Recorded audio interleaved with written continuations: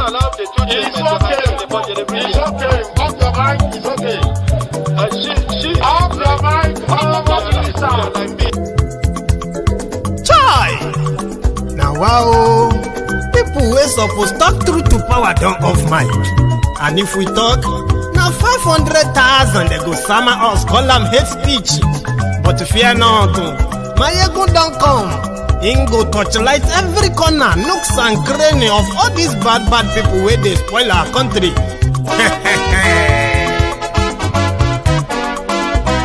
So my people make we laugh, oh yo yo. Maiyegun don't come, oh yo yo. My people make we shout, oh yo yo. Maiyegun don't come, oh yo yo. Maiyegun don't come, man of the masses, oh yo yo. Maiyegun don't come, oh yo yo. Maiyegun diary Politico, oh yo yo. Maiyegun don't come, oh yo yo. This one not the off in mind, oh yo yo. Maiyegun don't come, oh yo yo. Can in the touchlight every corner, oh yo yo. Maiyegun don't come, oh yo yo. Okay, some people be they holla say they want the power. Chai, them be promise us say we go get light and power. Nah. Them hustle sote they can't get the power. But now they know they do anything with the power. Sure. Every day, dollar just they get the higher power over naira. See them talk say make we off mind. But thank God say Maiyegun don't come. So my people make you laugh, oh yo yo. Maiyegun don't come, oh yo yo. My people make we shout, oh yo yo. Maiyegun don't come, oh yo yo. Maiyegun don't come, man of the masses, oh yo yo. Maiyegun don't come, oh yo yo. Maiyegun diary Politico, oh yo yo. Maiyegun don't come, oh yo yo. This one not they off in mind, oh yo yo. Maiyegun don't come, oh yo yo. Person where they do evil, no one make person talk. Them say that Maiyegun, that man too they talk. He too they talk. Say Maiyegun diary, he they hot like pepper. But every day then they take money in bulk. Woman picking, they the street they hawk. Still them talk say make we no talk. But thank God say Maiyegun don't come. So my people make you laugh, oh yo yo. Maiyegun don't come, oh yo yo. My people make you shout, oh yo yo. Maiyegun don't come, oh yo yo. Maiyegun don't come, man of the masses, oh yo yo. Maiyegun don't come, oh yo yo. Maiyegun diary Politico, oh yo yo. Maiyegun don't come, oh.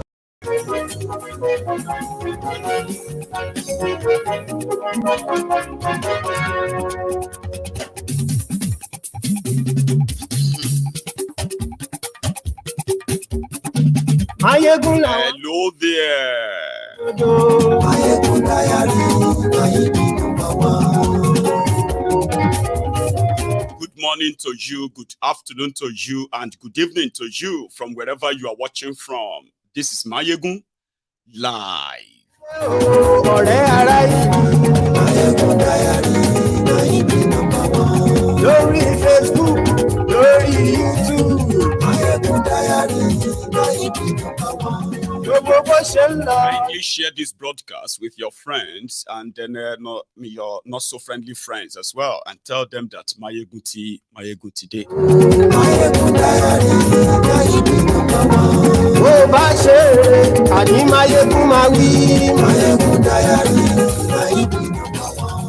The hardship that Nigerians are facing now is a sacrifice for their unborn generations in order to enjoy prosperity in Nigeria. That is from Kolu, among other things. Share this.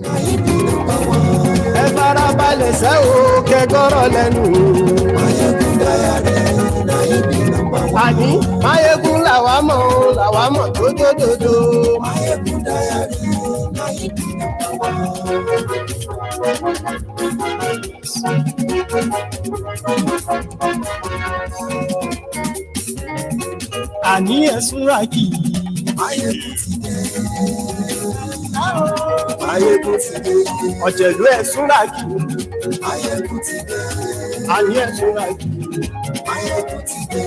Lórí Facebook. Ani ẹ̀sùnra kì í. One of the things you should try to avoid if you are non-Nigerian, okay, is to avoid Nigerians being on your case. In the last 3 days, Nigerians have besieged every platform known to the Chicago State University, inquiring about Kolu. Did he actually attend your school? Did he graduate from your school? Can you give us more proof? Show us your yearbook. At a point, Chicago State University had to remove the 1979 yearbook, which actually should be the year that Kolu graduated from Chicago State University. Not just that. This afternoon, Chicago State University had to lock their Twitter account, their X account, because a lot of people were asking the same questions. Why don't you want to release the details? Why don't you want to disclose this guy? What is it with you? Would you allow a drug baron, Pablo Ecowas, to be in charge of your own country? Blah, blah, blah, blah, like that. Share the broadcast.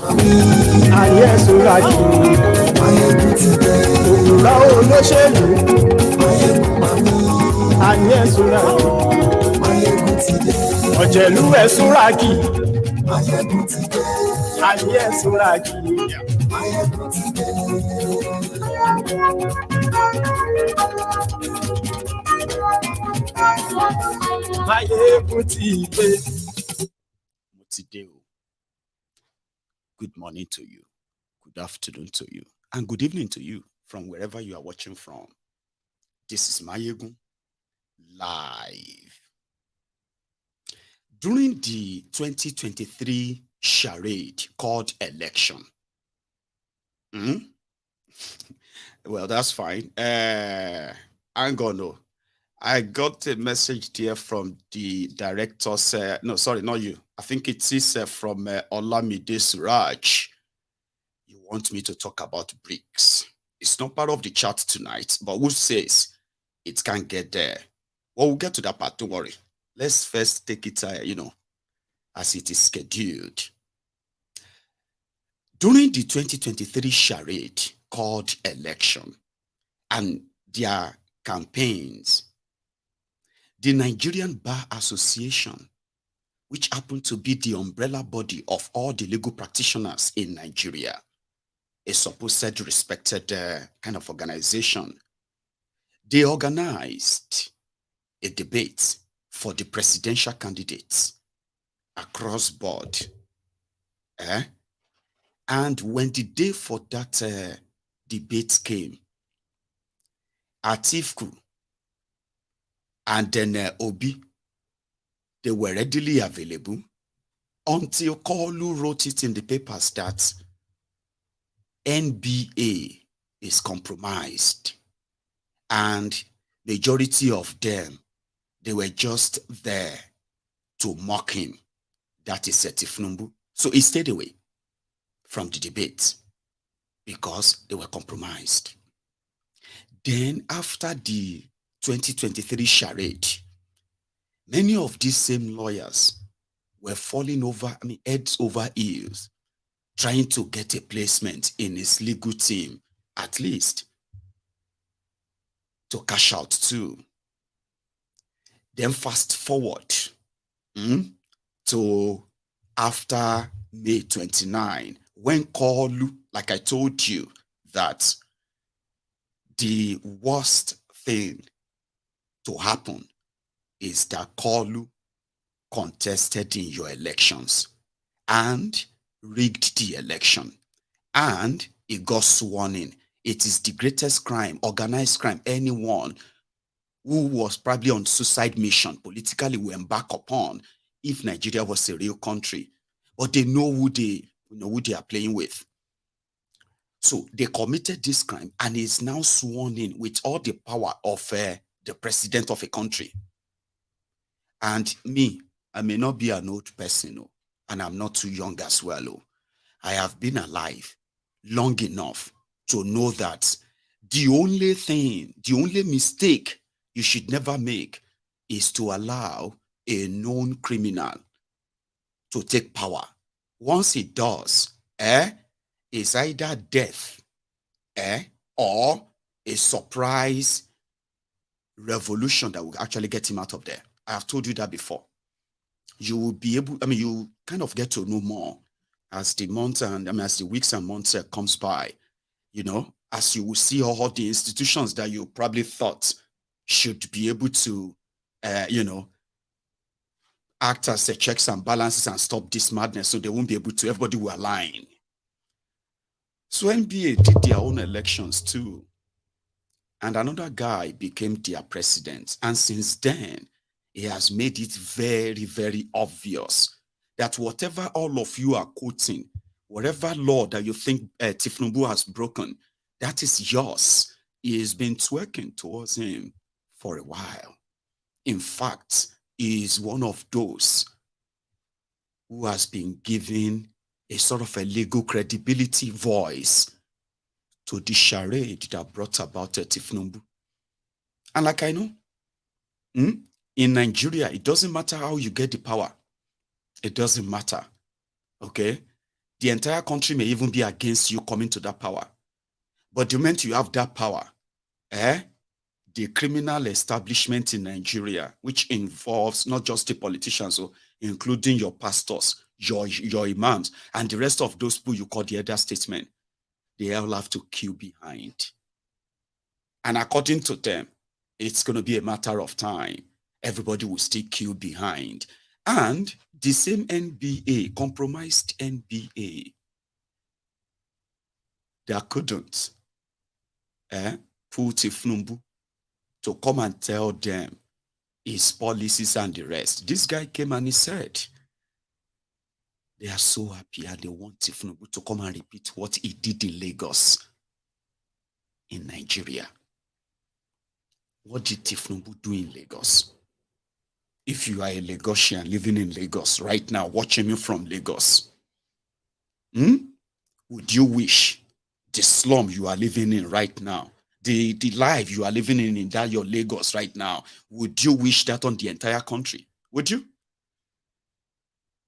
Being honest, Wabi? No, I know you probably will never be honest, totally. But yeah, he's about to repeat that. So he got invited to the NBA 61st, wherever. And when Kolu got there, I know a lot of you don't like seeing his face and all that too. There are some certain things that people are beginning to observe, and I think I should point them out. During the campaign, when Kolu became the greatest content creator, remember, if he is not vibrating, he is coughing. If he's not coughing, he is already stumbling or lost. And all of that. Then, apart from that, then the bala blue, bulaba, and all the other nonsense jargons he said. They pointed, and then the repeated trip to Paris, which gave enough picture of what the man was battling with. Then a lot are now saying, see, even though he's talking nonsense, but now they feel like he's not slurring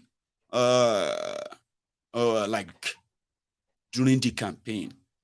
And I said, well, that shouldn't surprise you. Before the election or during the elections, he had no courtesy, okay, of bringing down his American doctors from Paris, something they advised Bokuwari. But Bokuwari, they say no matter how much you spell Malam, whether you spell him from the front or you spell him from the back, Malam will always be Malam. The madman left the poverty-ridden in northern Nigeria that he is supposed to kind of superintend as the president, Abi, to go and enjoy the comfy, safe haven of London and using that to see his doctors for however long they wanted to have him. Kolu wouldn't want to spook you so early. So what is it going to cost? To have a segment right there inside the asshole rock or even in his own house in Abuja, where they are always ready to jack him up. He doesn't do anything. All he does is just appear somewhere, take a script and read it. And out once in a, most of the time, he will go off the line on it. But jacking him up to stop the tremor, to stop the vibration, to kind of control the slowness. Hello, this is 2023. It is not 1900, ladies and gentlemen. But well, that's just a part.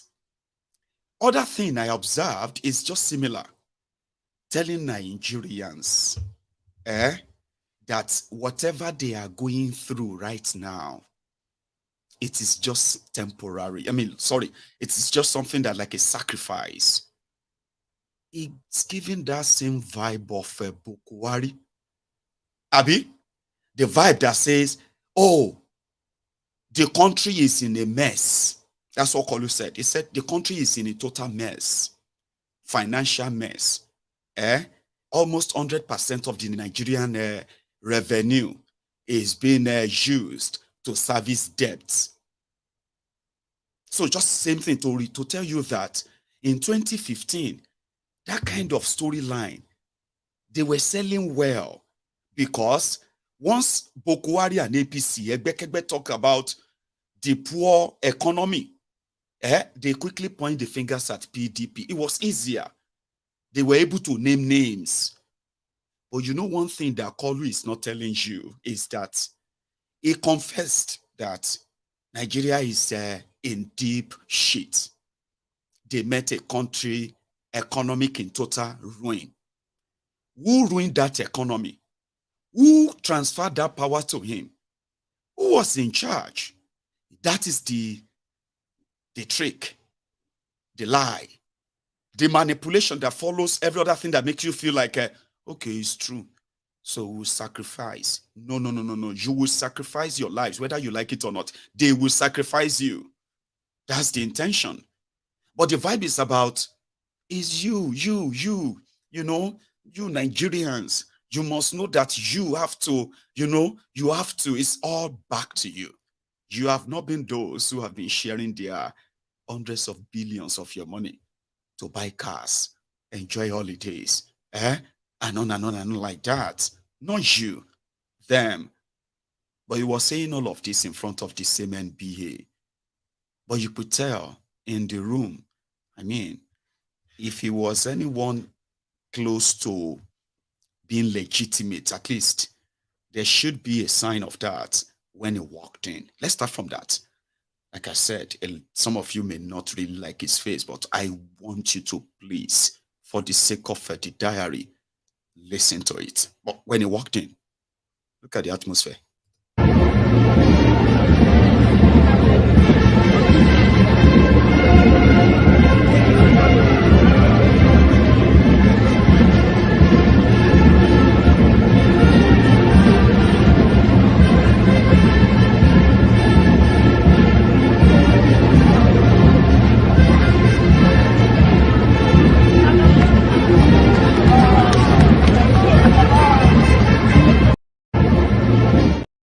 Even despite the fact that they have one or two of their guys in there to, shout, like during the Bukwari time, they always had them in the crowd. Sai Baba, Sai Baba, Sai Baba. And he will be there holding his fist like that whenever he walks through a crowd, right? So they had somebody in there shouting, Jagaban, Jagaban. Oh, Baba, you could tell. Just come and do your duty as an invited guest. Then the lamentation began. That was then, right? Kolu at the NBA, the first part. I'm not a lawyer, but out of great respect and in the civil commitment to humanity, so I don't make too many mistakes. I don't say I will not make mistakes. Too many costly mistakes. I surrounded myself with great minds, and one of them is friend Lateef Fagbemi, the Attorney General of the Federation.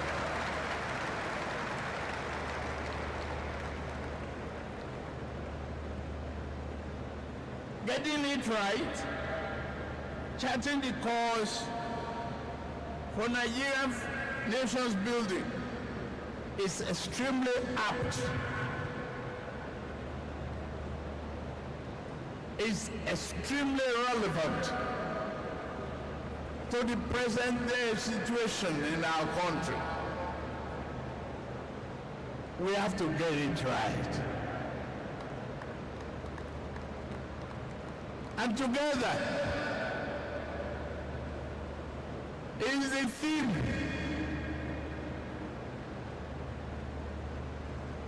that you have to come. You are placed in a very strategic situation in the country and strategic profession.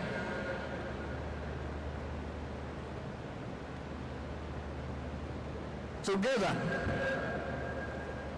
that's what my presence here is all about.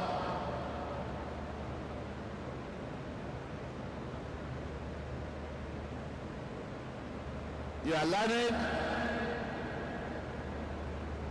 I want to learn.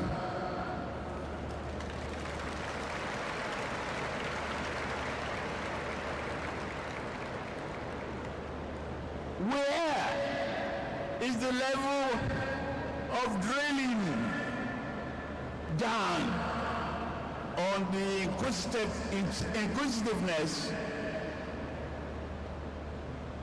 of Nigerian intellectual properties will take us? Please examine.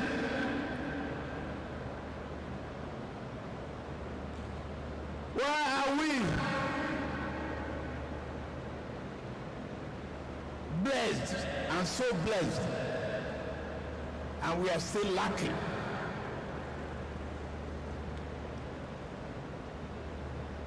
Change of mindset.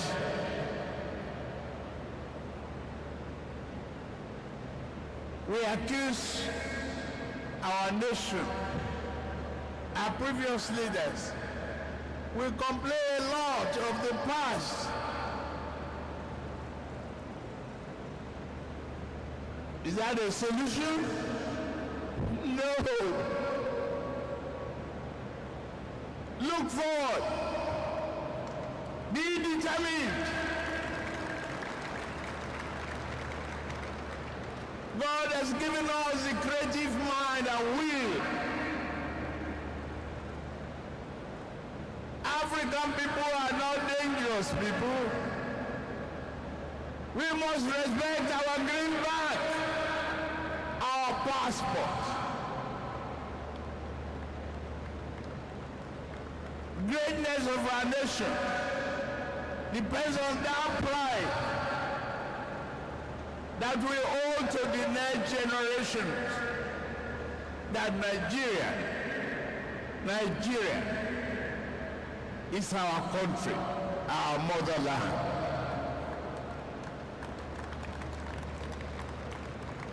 Building on those hopes is our responsibility.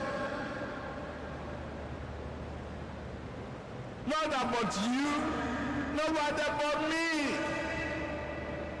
First of all, let me thank the majority of you present here tonight for volunteering to defend me on a number of occasions when I get into trouble or I get sued.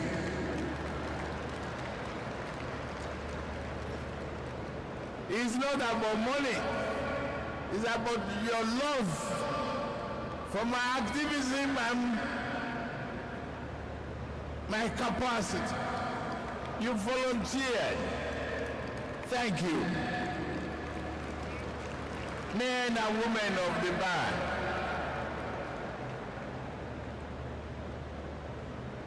Whatever it is that I'm doing right, remind me I will continue to do them. Whenever it is that I'm doing wrong, tell me. I will change my code.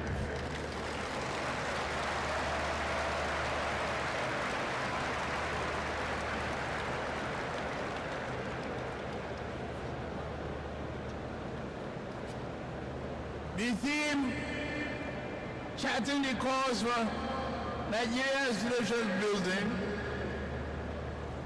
is adopted. And those members of newly inaugurated cabinet who are present here, you better take a piece of it home.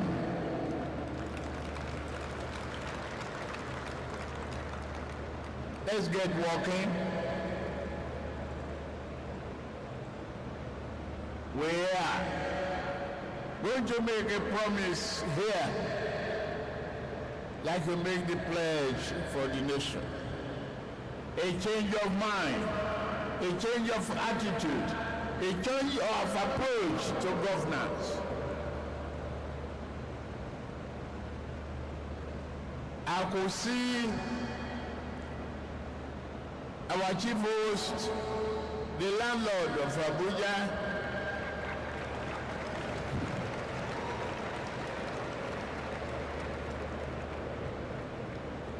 stake at it. I want to ride on your metro line.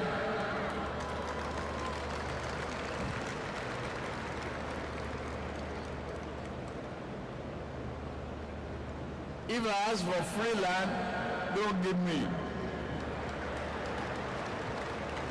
But deliver the metro line for the good and the greatest number of Nigerians. For us, this number matters. Over 60,000 legal minds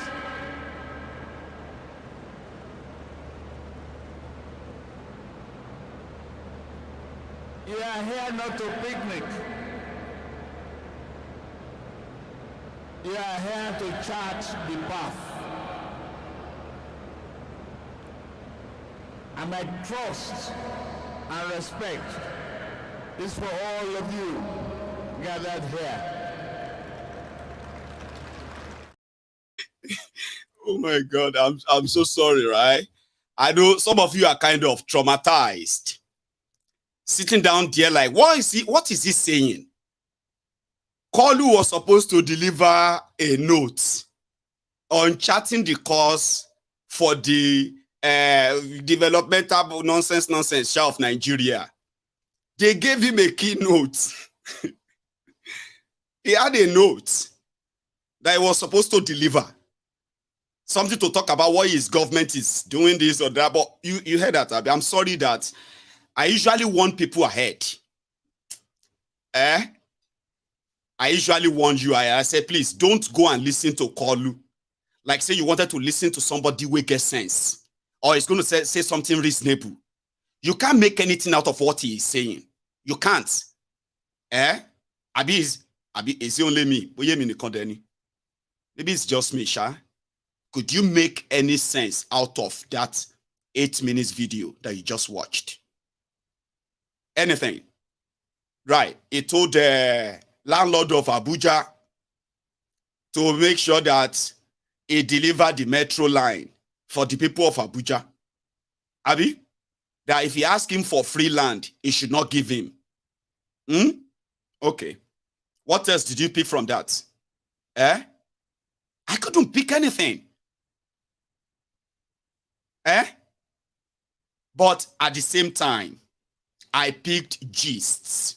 You know, it's like when your old man, they gist you about politics or want to talk about, you know, I've told you this many times. When you are listening to Kolu Tifnumbu, just listen to this old senile man that once in a while, can always kind of kick in like he's right here, but he's not. But when they are talking more or less like, you just sit down there and be like, okay, Baba, okay, sir. Yes, sir, yes, sir. Yeah. You know, that kind of thing.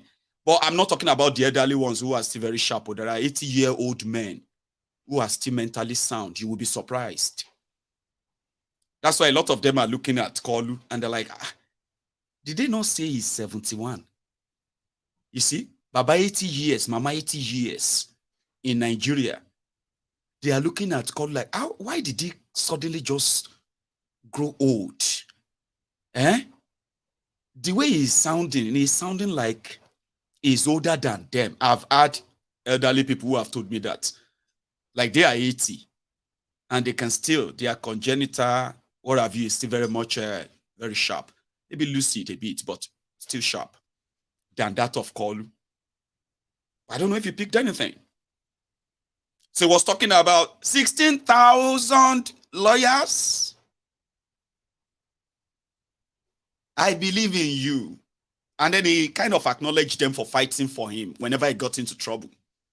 Those who have managed to get him, to rescue him from the, Then he said something about you complaining. We complain a lot about our past. We complain a lot. And all the nonsense. I mean, I'm sorry. See, I am just trying to see if I could kind of summarize everything to make a little bit of sense. Still not making any sense. Like, unfortunately, it may be traumatizing, but we still have about 5 minutes of it to watch. Okay. And then we'll continue. All right. So, sorry. Please don't mute it and don't leave. It's really cracking. Seriously. Even though this is not a joking matter or laughing matter. The president of the NBA, former secretary to the government, please, thank you, Boss Mustafa, for all you've been doing, and the representative of the Judiciary. I appreciate your person. Yeah. Tony, critical path analysis of Nigerian economic recovery was mentioned by you. So it is called word salad. For those of you who don't understand the word salad, okay? Word salad is just like when somebody just keep talking and you couldn't make any sense out of what they are saying. They'll be dropping words. Critical thinking of analysis. The progression of digital economy, of the blue economy to oceanic economy of patriotic Nigerianism progress. Does that make any sense to you? Word salad. Even when women jump from the helicopters to the balcony, and from the balcony, we get to see the new children who come in active patriotism to defend the country in the fight of war against Iraq and all of that. Does that make any sense to you? Word salad. So I just thought I should warn you of them again. Because you see, when you begin to drop them like that, you begin to see something, wow, amazing. Oh my God. Oh my God. Listen to Kolu, very intelligent. See the man, they said he's not well. Look at the man, they said he's sick. Look at the Oyinbo that is coming out of his mouth. Critical analysis, development of consequences upon their development, and then coming back to nonsense. Word salad. Sorry that I'm going to put you through that trauma again. But I bet I've given you enough warning. So you can now watch this as not angry per se, but just kind of a pastime sort of. Kolu, continue. The president of the NBA, former secretary to the government, please, thank you, Boss Mustafa, for all you've been doing, and the representative of the Judiciary. I appreciate your person. Yeah. Tony, critical path analysis of Nigerian economic recovery was mentioned by you. But as I accept the roadmap enunciated here and expecting what will come out of the great topic of tonight and the following week. The challenge is all for us to pull together a united Nigeria committed to national greatness, unless we do it by ourselves.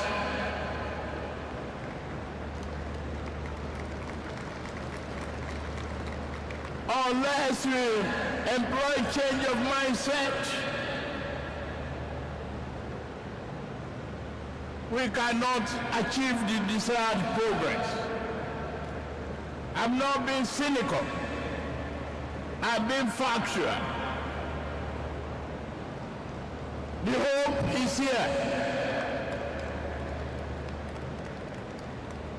The critical changes and bold endeavors will be embarked on by this nation,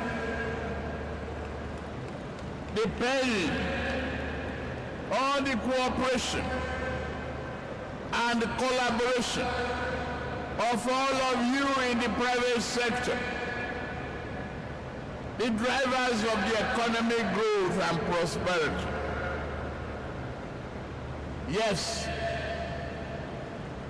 it is a shame not to have electricity for the majority of homes in Nigeria. Yes, poverty is not a shameful thing, but not acceptable. We must banish it.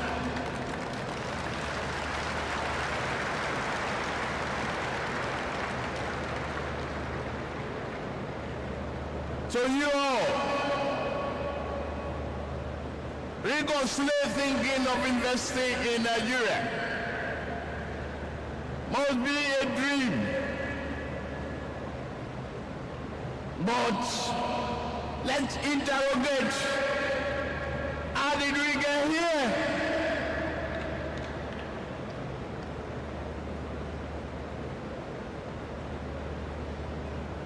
The hardship. But can we continue to service external debts with over 90% of our revenue? It's a path to destruction. We cannot continue that. We have to make hard decisions.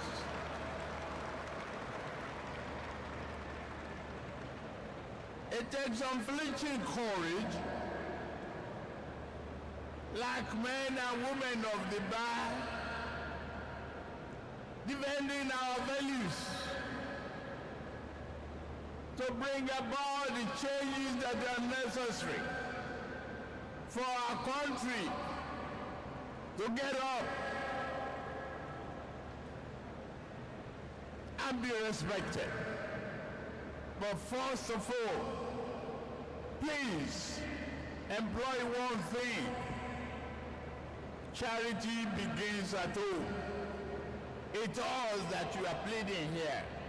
If the topic of tonight or this week must be what Nigeria hopes for, if we must achieve greatness as a nation, what do we do except take bold decisions? It could be painful at the beginning. In the medium term and long run, it's not about you. It's not about me. It's about the generation yet unborn.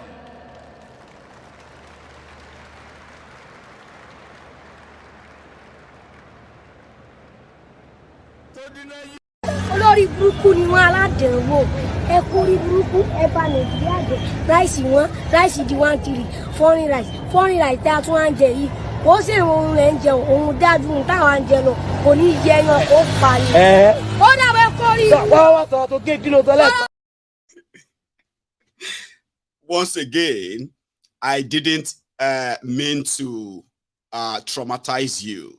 So those of you who are already dropping the comment of, we must have done something to Maiyegun, that he decided to come and traumatize us with these guys. I'm not traumatizing you. In fact, I am kind of building up your immune system, your kind of a resistance system, your thick skins. Ladies and gentlemen, you know, if you ask me to speak my mind, which is what I do all the time, I will say it clear, without having to blink. I have told you, you see this call, it is better it was never sworn in as your president. Now, two things go remove him. Election cannot remove him. Tribunal cannot remove him. Are you listening to me? Now only as Sarailu, death, can remove him as your president. Or maybe a revolution kind of that we've never seen before.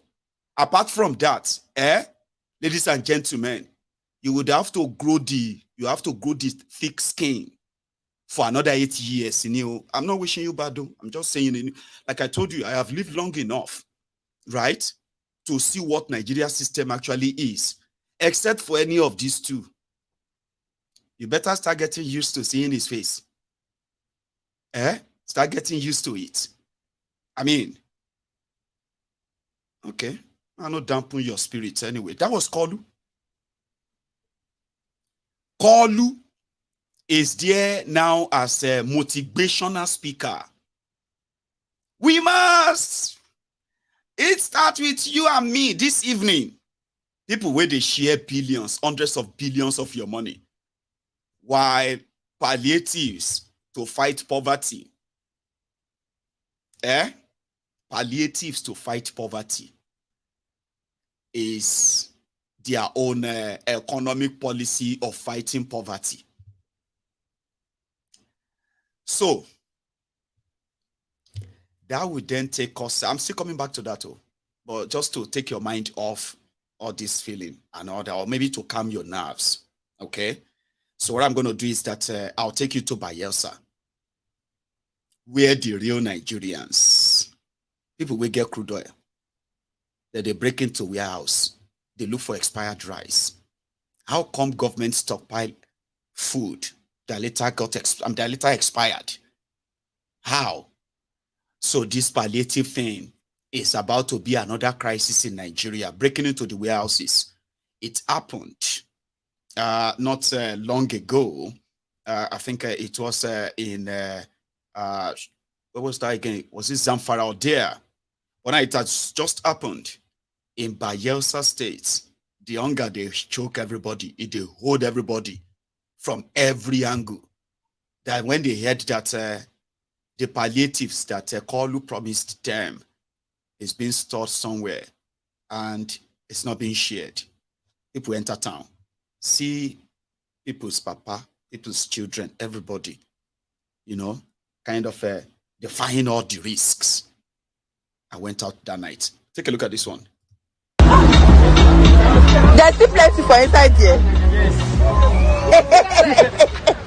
Oh, yeah, okay. Palliative rice don't come out. We get Nigeria. Don't be small. Don't be small. We get people. Oh, my small man. These are not carrying ourselves today.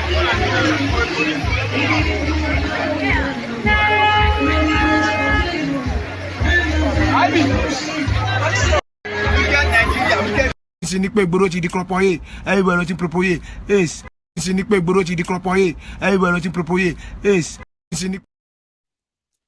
So, going a little bit forward, last night, I don't know who started it too, but the news just broke that the tribunal in Nigeria, the Presidential Election Tribunal, that they have fixed a date for their judgment, September 16th, which is next month, right? And everyone was like, no, how is that? No, they can't do that. September 16th is it's going to be on a Saturday, right? And September 16th as well happened to be the 180th day, day 180, that the law allowed them to start the petition, the tribunal petition, and conclude the whole case. 180 days, almost 6 months. Can you imagine? Do you understand what the system does there, right? Like I said, it would have been better if that same judiciary had determined who won the election, who didn't win, and the rest of that before swearing somebody in as president. It wouldn't give them the leverage, the power to take over the entire system and turn them to their own defense, like Kolu is doing and expected to do. But 180 days will end on the 16th of September. How could they fix the end of the last day? As anyway, it came out to be false. Okay? People have been asking them that all eyes on judiciary, all eyes on the judiciary, all eyes on the judiciary. So they wanted them to give them the dates. Because there are so many people right now that what they wanted to do during that election time, I'm talking about the expected rigging that eventually took place. There were those who actually anticipated that they were going to rig the election. That if they did, right, it was going to lead to a serious, breakdown of law and order in Nigeria. A revolution, kind of. There was capacity for it. Somehow, Peter Obi was able to kind of convince some of you. It probably, like I told you that time, when Peter Obi said he was going to court, I was like, it's not just SAO or an exaggeration. There were those who actually participated in that election just to have an excuse, okay, to start a revolution in Nigeria. They knew they were going to rig, but they wanted them to do it, and they would be caught doing it. And then, this guy came and he said, no, I won. I'm going to go to court. So he calmed everyone. So there are still people who are kind of counting days. I don't know if they are still as angry. I don't know if you are still as angry as you were before, during, and after the election. I don't know. But gauging the pulse of the people around there were those who were actually ready to take them up at the time, genuinely. But they held down. They are still holding down because some of them are still saying they are just waiting for the judiciary. We are just waiting for the judiciary. If the judiciary tried anything, Maiyegun, you will see. I said, okay. So the judiciary came out and said, no, we did not choose 16th of September. We haven't even fixed a date yet. Even though, if you have to start counting it, it simply means they only have just about 18 days to decide on the petition before them. Just 18 days. Between today and the next 18 days, they must deliver their judgment. So they denied that they didn't fix any dates and all that. Now, like I said, to calm everybody down in a way that I want to take us back to a kind of a nostalgic, back. It has to do with Peter Obi himself, talking about what he was told about Nigerian politics before he eventually ventured into it. He said he never participated in politics until the day he decided to run for governor. Something I saw online, and I decided I'm going to share that with you. A mid-break kind of. Before we continue, I also have we have something also that I kind of want to share with you. Have you liked the broadcast, by the way? Let's go back and listen to this. But let me speak more of public life, because that's what concerns all of us. I was not a politician. I have never actually voted when I decided to go and run for governor of Anambra State. I've never even slept in my village for one day.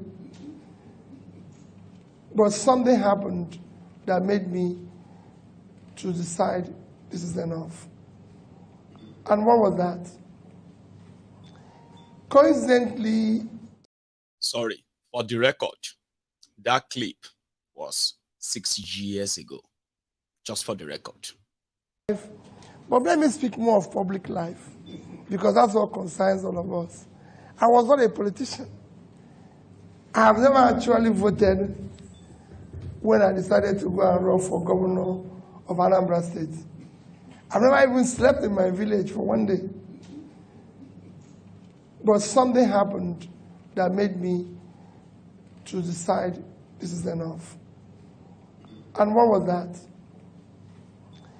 Coincidentally, in 1999, Professor B.C. Nwosu ran to be governor of Anambra State. In the primary, he lost. Professor B.C. Nwosu. I wasn't part of the election. I wasn't the party. I wasn't the party member. In 2001, they found out that the governor then wasn't doing what is expected. And a group of people approached him and say, you plan to contest in 2003. Professor B.C. Nwosu turned to the group and said, I'm going to be 60 in 2003. Nobody, no 60-year-old can govern Anambra State. It's a very difficult state. You need a young man between 40 and 45 who is successful on his own, who can be able to battle all the problems. And he was asked, this happened in December 2001, and he was asked, as Professor B.C. Nwosu, actually December 2000, not 2001, sorry, that he should give them somebody. Eventually, they ended up 3 names that they can approach to do the job. I didn't know all this discussion. It was later that I knew. I was just in a bank, as Fidelity Bank, which is mentioned now. ABC was Minister of Health, and he invited me for a dinner. For me as a bank, I'm going to look for deposits. So I went to dinner. We finished talking. We never mentioned politics. We talked generally about Nigeria, my ideas about Nigeria and everything. And finished dinner, I left for Lagos. He didn't tell me about politics. But in April, the people went back to him. He told them, I have 3 candidates. 1, P2B, 2, P2B, 3, P2B. Go and look for him. The people came from his office to my office and talked about politics. And I told them I used the word, over my dead body. At 40, I was chairman of the bank. I was the highest investor in the bank. I had interest in 3 banks where I was seated on the board. I'm enjoying myself. I don't have anything. I fly every week. I go to London and come back first class. So what is this man talking? Go and get involved with this madness. That year, I had always done courses in various schools. Every year, I spent at least a week. Usually it's 2 weeks, 3 weeks in school. That's taking me to Harvard, to Columbia, Oxford, Cambridge. I've been to all of them. That year I was going to Kellogg Graduate School to do a program that was for 6 weeks. So in June that year, I went to Kellogg. The man who founded Kellogg Graduate School, Professor Dean Jacob, it was his last year. He founded the school in 1957. 2001 was the last year he taught and retired. And he took us on what they call global economy. After 1 month of being in this class, this man never mentioned anything about Africa. A day before he concluded the lecture, everybody in Chicago the hall was full of top business leaders. A day before that, the final day, when he finished, I raised my hand and said, you never said anything about Africa. He said, you want to know about Africa? I said, yes. I paid $40,000 for this course. And nothing was mentioned about the continent I came. He said, I'll tell you about Africa tomorrow. The next day, which was his last day, he finished and said, you want to know about Africa? It's important I tell you this story. I said yes. He said there's nothing called African economy. He said nobody plans with Africa. I was so, you can imagine how I feel. He turned to me and said, Peter, can you give me 10, 20-year plan of your country? You know, the hall was full. I was courageous enough. I said, yes. Even when I know there was not even tomorrow. Next one for 1 month. I said, yes. He said that you can only do that when you have countries. If you have America, they have 10-year plan, 20-year plan, 30-year plan. You don't see it in African countries. I said it's in my country. When I know it wasn't there. Because see, have I ever seen any car manufacturer talking about African specification? So they have European specification, Gulf specification, Asian specification, American specification. You know why? Nobody plans with Africa. Say, join me for lunch. So I joined him for lunch. After lunch, he said, let's take a walk by Lake Michigan. You know, if you know Kellogg Graduate School, it's on banks of Lake Michigan. The lake is like this, the school is like this. So they have long beach. So he said, let's take a walk in it. And we decided to take a walk. As we were starting the walk, he said to me, do you have any of your country's currency? This was 2001. The highest nomination was 100 naira. I brought it out. I gave it. He said, how much is it? I said, 100 naira. He brought out $100. He said to me, which of these two currencies do you prefer? I told him dollar. He said, why? I told him that it's 100 naira to $1. So his own is 10,000 naira. My own is 100 naira.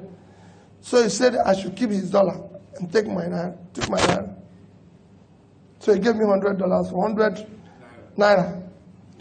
After we walked a little while again, he turned around to me and said, Peter, you still have the money? I said, yes. He said, he brought it out again and said, which of these two currencies do you prefer? I told him $100. He said, why? I told him about the rates. Again. So, okay, you keep it, I'll keep your money. He said, listen now, we sat down. He first proved to me that it costs more to print the naira than to print the $100. Naira have multiple colors. I came back and took it on with Sanusi, and he agreed. Naira have multiple colors, but dollar is just green and white. He said to me, Peter, do you know why you believe in the dollar and you don't believe in naira? I answered him again. He said, no, it's the amount of faith you have in your country. You don't have faith in your country. It's not about it. You don't have faith in your country. Economy is driven by faith. Nothing else. Anybody who tells I've been teaching this for several years now, is faith. It's hope. That is what those plans I'm talking to is all about. 10 years, 20 years. It's hope. Nobody's sure what is going to happen in 10 years. But countries do give their people hope. But there's a sense of hopelessness in your place. That's why you prefer this currency. I've sat on various boards and various committees and everything. And he went on and on to tell me about his life. And he convinced me that Japanese people keep their money in yen, not the rates. Chinese in Chinese yuan. Malaysians in Malaysian ringgit. Singapore in Singaporean dollars. He went on, then there was no euro. He told me Italians, which their rate was worse, keep it Italian rila. Germans in marks, everybody in this. But the Africans don't keep it because they don't have faith in their continent. So they give it to the dollar and make the dollar stronger. Because they prefer to put their money here and build in America. Now he is a lecturer. He drives Àtisebo, àtisete, àti ń parọ́ tipẹ́, àtisete, tìtó òdìmú òdodo òsì mọ́, àtisete, òtítítẹ́ kágbọ́dé fálárì àtìsítẹ́ kágbẹ̀bí fálárì àtìsítẹ́ adájọ́ ń parọ́ torí owó àtìsítẹ́ òṣèlú ń parọ́ nítorí ipò àtìsítẹ́ èdò gbówó mìíràn àtìsítẹ́. It was kind of a speech he gave a while back when he wasn't probably thinking he was going to be an obedient movement leader, you know, like 6 years later. I just thought I should share that with you. But here is our own vintage Shure, who has a lot as well to add to the state of, it has a lot to say to the state, in the state of Nigeria, especially Tinubu. I'll add that to it. Don't go anywhere, because we're going to go to Edo soon. Have you heard about the Tom and Jerry of Benin, or Tom and Jerry of Edo, Obaseki and Shuaibu? I've got something for you for them. I've got something from them for you. So don't go anywhere. Sure. And then you put in charge of that country people who have no understanding of how to run a country. You have a U.S. that has maybe only 20 ministers. We have 42 here in Nigeria. The U.S. is a country of 350 million people, and an economy that is in trillions. They have maybe 100 and something senators. Here, with an economy of a state, equivalent of a state in the U.S., we have 109 senators and how many House of Assembly, National Assembly members. All these guys are just wasting resources that should belong to the people. And then we have population. Population has become a blessing to countries. China is blessed with population. They are using it positively. India is blessed with population. But Nigeria has 200 million people. It is not the population that is the problem. It's the population of the thieves that is Nigeria's problem. They are not many, but they are the ones who have access to resources that should belong to everybody. How did we get to this conversation that I'm breaking down to you? It's the question you asked me about leadership. Those who ran Nigeria in the 60s, after independence, they were in their 20s. But those who are running Nigeria now, you don't even know their age, which is a problem. So you have a problem of integrity. You have a problem of people with no pedigree, people who are fraudulent in nature, running the country. You're expecting the country, as Chris said, to make progress when the meaning of democracy has been turned upside down. The reason why the people of Niger, Burkina Faso, Mali are making fun of us is because they know that the democracy we claim we are practicing here is not democracy. So what is the difference between a coup plotter in army uniform and a coup plotter in civilian garb? They are the same. The moment you cannot have an organized, free and fair election with integrity, you have no moral right to discuss democracy anywhere in the world, even if it is in Palau, one of the smallest countries in the world. They will make mockery of. That's why we're a joke on the continent of on the West African coast. You know, say Nigeria president said we should go and invade Nigeria. But had Nigeria had credibility in leadership and integrity, you don't need to go to. You'll be a moral voice. You say to them, look, we are neighbors. I'm sorry, you cannot overthrow your government. Go and wait for another election. Look at them. They are saying they want 3 years. You know, and I'm sure in 3 years' time, they would change either their uniform to Agbada. And what I find very sad about it is that in the midst of the conversation, we are still being controlled like marionettes by the West and the East Bloc.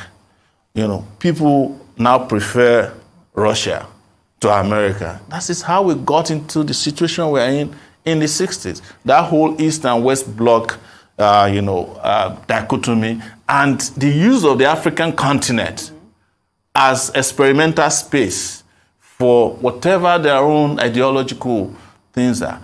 I don't want to be controlled by the US, but I also don't want a Putin to be my role model. Yeah. Sure, this next question is for you. In analyzing leaders, one must look at their past achievements to predict their future capabilities. especially when they are moving upwards with greater territorial power and influence. Tell me today if there's someone in Nigeria that you believed or still believe had that past achievement to be able to deliver results in the future on a presidential level. Oh, I have not seen any of the politicians in Nigeria who shown that they are capable of since independence? Since independence. I'm talking about, maybe I would show some kind of bias for Obafemi Awolowo, because without him, I probably wouldn't have gone to school in the southwestern part of Nigeria. He built a secondary school that I attended when only 6 kids used to go to secondary school in my village in Edo State. In one day, after the school was announced, over 150 kids came out of the bush. Some of them couldn't fit into a shoe. Because why? That opportunity emerged. So I would say Obafemi Awolowo in the educational sector impressed me. And I would say biased. But every other leader that they taught me in primary school were great leaders. When I got to the university, we had to fight them on the street. So even our history has a problem with telling the truth about these leaders. But I also must say that leadership is not only about political leadership alone. We had great leaders who trained us to be who we are today. People like Gani Fawemi, the Chima Obanis of this world, Bamidele Aturu. Femi Falana has been my lawyer since 1992, pro bono. They are leaders in their own right too. And we must continue to celebrate. And a number of young people now that I'm working with, we must continue to celebrate. If I stay here and start mentioning names, we'll be here forever, because we must celebrate leaders in big places and small places so that we can find so that they can bubble to the surface. All the young people who risked their life during NSAS, all the young people who risked their life to drive the military out of power, likes of Maiyegun, Olusegun that Chris Nwokobi mentioned, Chris himself, Abdul, all those Nance leaders of those time, had we appreciated them and treated them the way they ought to be treated, they would probably be the leaders of this country today, and Nigeria will be better for it. But look at where we are. We keep recycling the same people who have failed Nigeria and Nigerians. And sometimes, as Chris was trying to say, we failed so badly that even when the opportunities come to be leaders, we don't have the confidence in ourselves to present ourselves as leaders. I would have preferred a Chris as a presidential candidate in 2023 than for him to be a spokesperson for the candidate he chose. And that's controversial because he has pedigree. I know him. But I don't know his candidate. I didn't know him during the pro-democracy era. In fact, he said publicly that he worked with the military, helping them to clear the port. But these are things we must confront. Like, we find ourselves so hemmed into different corners of this world, and Nigeria happened to us, that we don't even have the ability to present ourselves as leaders. When people like me present myself as, oh, you don't have experience. I'm asking, what experience do you need? The only experience I don't have is the experience of stealing. Oh, what have you done before? You have never governed the state. The people who govern the state, can you go to their state and spend a vacation there? Are there roads there? Are there schools there that is one of Africa's top 1,000 universities? Do you have hospitals there that they themselves can go to if they have a headache? The people who govern states before. So we always keep making that mistake. I think it has to do with judgment, even on our part. And that's why I love what Chris said, that those of us who went through the raw deal must now talk positively about a new deal. And that new deal cannot be by subjugating ourselves or inserting ourselves in opportunities because those opportunities sound popular. Because at the end of the day, it is we who are somehow activists or outrightly against the status quo who get first punished. I've said it to. How many times would they tell you before you know that Nigeria is not for you? Now they never leave you. They have left you behind. Photo, not be juju be that. Sorry, oh. May God not allow them, make them kill you. 70 years old man. Vintage Shogore, it will always say it exactly the way it is. But our own man, who still kind of believed that Nigeria can be saved, you know what I mean? Unfortunately, he's not gaining the right traction that he should. But when it comes to speaking the truth, hate him or like him, right? Everything that came out of his mouth just there are facts, undisputable facts. But we have heard a lot. You will say, I was going to take you to Benin, but I thought maybe we should quickly stop by in Chicago State University. You see this issue of Kolu, whether Kolu went to Chicago University or not, or whether Kolu is using Ori Olori or not. It is something that Nigerians have now escalated to the point that the Chicago State University and their staff have been receiving thousands of emails, calls, and all of that from interested Nigerians who want them.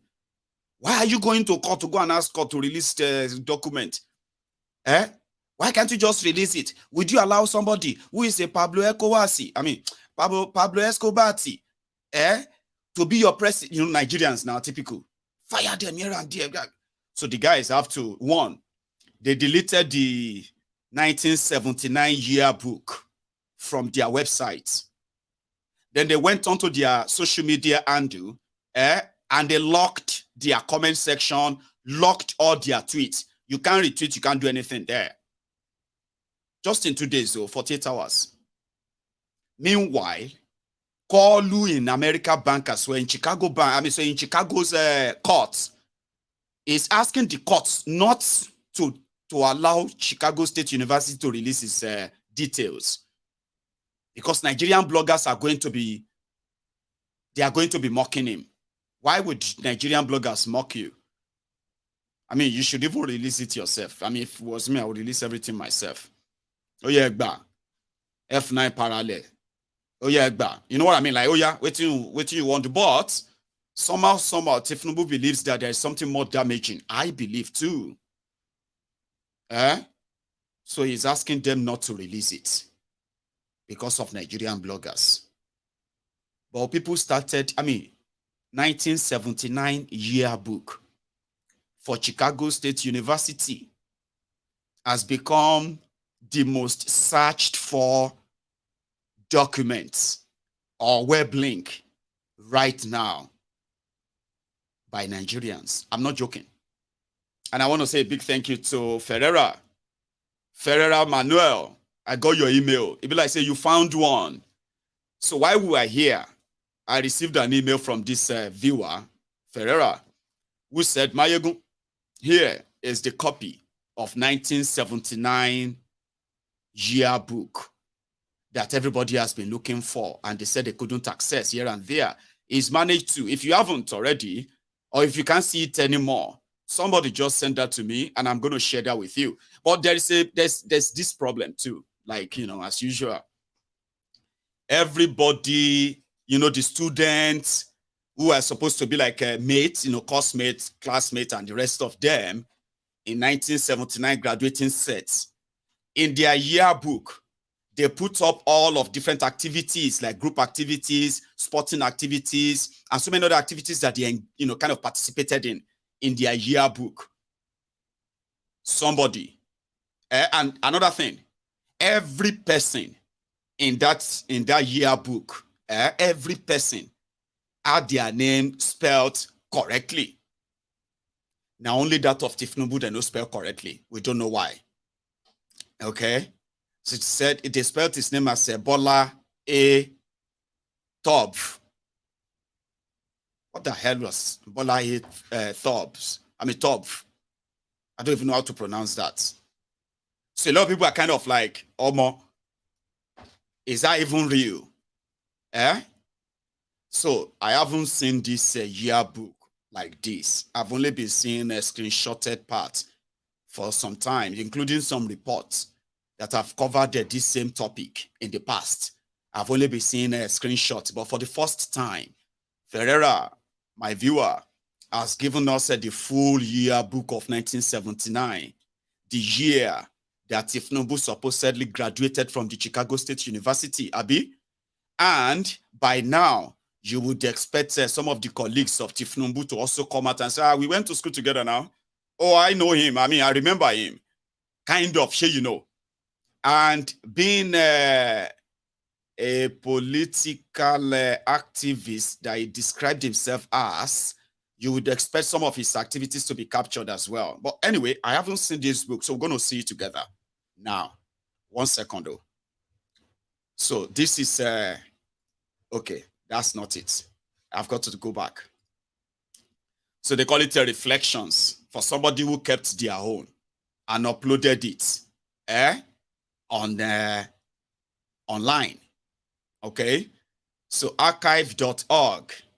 Now, if I start playing this screen, right, you begin to see the lives of so many of these students, Africans and, you know, Americans and the rest of them.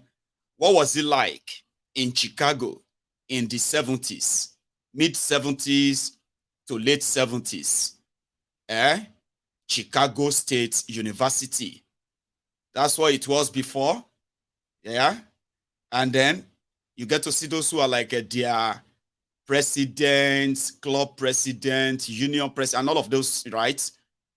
So this is the book. So if you see Tinubu, please point him out. Oh, now all of us, they see this book now for the first time, okay? Not be all of us anyway, okay, some of us. So I may miss something, okay? So you can point them out. I'll be reading the comments for the next 5 minutes when I'll share these book pages with you. So campus events and activities, Jill Scott Aaron, telling it like it is, United Nations Day. Somebody who put this together is supposed to be somebody who went to school with Tinubu. Chicago State University Women's Club, campus organization, Kappa Alpha, PSI fraternity. In all those, right? So if you see Tinubu, please point him out. Oh, have you seen him? Of course, it's old. Everyone you are seeing in this picture, they are like old men right now, old men, old women, for those who are still alive. So, 1979. Marion Wilson Coma, Vice President of Academic Affairs at the time. These are supposed to be the members of staff. So, to the classroom. This was how their classroom were like classroom shots back then. Science classrooms, biology, fun courses, on and on. Like they were also like kind of goofy too, like having their own time. Hang on, let me see if I can. Okay, no, I can't. So in sports, swimming, wrestling, volley, ball team. And then after this, so you are going to see all the students. Please, please, please, please, don't do that. I know a lot of you are going to be kind of catching fun with that, okay? Let's be serious. I want you to pay attention on the screen, okay? Pay attention to the screen. Your screen. If you're watching it on a big screen, TV, I bet it's going to be bolder than this, right? Very big. Tell me, you see all these names, Remember this Mary Adadevo? No, not the one that died in Nigeria, by the way. But you know what I mean? So, Olabisi Ayorinde, this is a Yoruba woman. This is a Yoruba woman who went to the same school. I don't know if she's still alive, to tell us that if she met with Charlene Anthony. Let me see other names that are more or less like Yoruba names or Nigerian names. People who could have come across Tinubu at the time. So these are supposed to be students. So these are the students. These were the students then in that school. Okay, all of them. Now this is where you're going to see Tinubu or Tob, Bola A. Tob. So how did that? What was that? So go on and tell me other names you kind of have seen as well. These were the students in that school, 1979, graduating sets. So have you seen Tinubu? Or have you seen any Bola A? Tinubu? I'm still waiting for that top. Well, you're going to see that top somehow, eh? This is like the original student archive that graduated from that set, 1979 set. So have you seen Tinubu? Yeah, look at him. That's Bola A. Top. Have you seen that? Just from the bottom, second, okay, should I say, yeah, second from the bottom, and then third from the right, fourth from the left, if you're counting from the left. Have you seen him? That's Bola Top. So now they are like, okay, this record has been there already. Oh. Mind you, it's not like a new discovery. Oh. Sure you get. The Chicago State University said Bola A. Tinubu graduated in their school. And Atiku is now asking for, somebody said, maybe in the last minute, you know, when they use Olori and all of that, they can't supply, what do you call it? They can't supply the passport during the graduation time. I mean, like, how did he do that? I don't know. So that's the future president of Nigeria from Chicago State University and other students too. Sure you get, there is no other activity. And you would expect that, for example, all these people, they should still be alive. Not be all of them go don't die now. See all these students. Hearing about Tinubu and the rest of them, they should be able to be like, we know him, oh. He was a boy or he was a girl before then.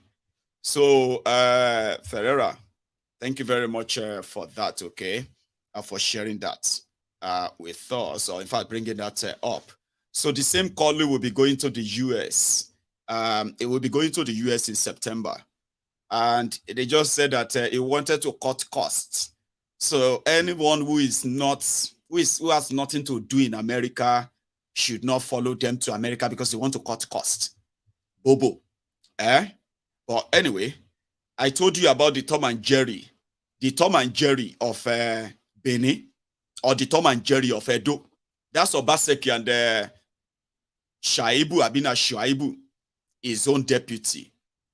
Now, listen, I sometimes kind of wonder, right? If I am your deputy governor, okay, let's say I am governor, and then I have a deputy. So, what is the idea of choosing somebody as your deputy governor if you have no intention of them continuing on the same thing that is like the same idea? I mean, if I be governor and you are my deputy, that means we are a team. So if I bring out policy, if I do anything about whatever, that means we are doing them together. Abi? So if you do them for 8 years together, isn't it the right thing to kind of support your vice to, I mean, so Baseki was like, no. I know this guy. This Shuaibu is impatient. He's impatient. Even though we team together to chase away Oshiomole. Now I be like, say Oshiomole, who has become a senator now, is having the last laugh. Because the last 3-4 months, some said it's been longer than that. Oh. The last 3-4 months, the fight between Obaseki and Shuaibu, and then living in denial of it, can't be like that of Tom and Jerry. You know that Tom and Jerry, when which one be Tom again? Tom the cat, Jerry the mouse, Abi. So you see, Jerry will come. It will probably burn the tail of Tom. And the moment Tom decided to react, and everybody said, the owners, probably the owners come out, or let me say the owner come back. And then Tom would have to pretend like everything is fine. Like that. You see Tom and Jerry kind of thing. You see them and they'll be like, no, we are not fighting. Oh, no, he's impatient. Oh, he was plotting against me. Obaseki has been like that, like, Shaibu and him. They cannot. Shaibu raised the alarm. He even went to court to stop Obaseki from removing him as deputy governor. How did these two jolly good fellows become enemies again because of power or what? You were beating your godfather the other day in the public market. 5 days market. Bags. Everybody joined you to beat up your godfather. Like, what changed? What happened? Anyway, until recently, that it finally became public that Obaseki done kind of zero his own deputy. They were at possibly a state sort of occasion, right? An official function.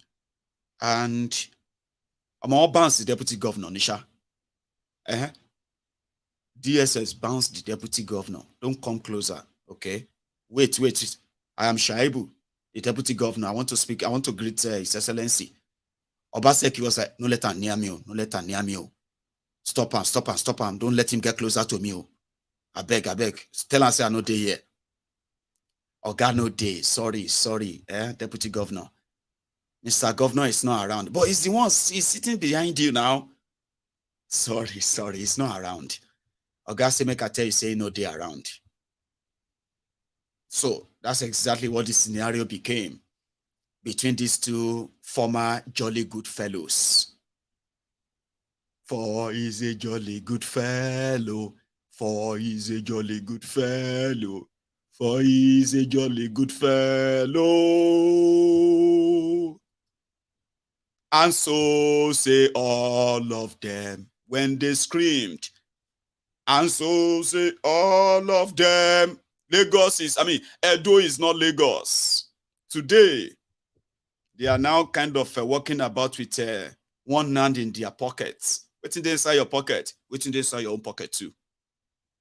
Obaseki, come on hand for pocket. Yusuf, come on. Shaibu, come on hand for pockets. Why you put hand for pockets? Everybody is now walking about with dagger. They didn't probably start this way. Whatever went wrong between them, I wasn't. Well, maybe I wasn't paying attention anyway, but I wasn't expecting that. Then they bounced him again. So listen, you can't come inside here. Apart from we bounce you this morning, you don't go change. Come back again. Wait till they worry you, Shaibu. Let's go inside. No, don't go around. Just hold on. No. You must go with you. Let's go with you. Let's go inside. Yeah, please. Let's play this.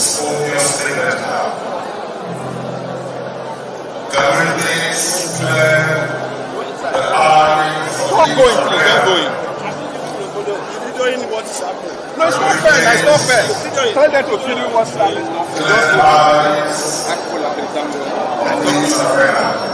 So just hold on. Let me get instruction. Just hold on. Let me get instruction. Do that. Record him as his name. Your Excellency is not right. Continue recording. Don't do that.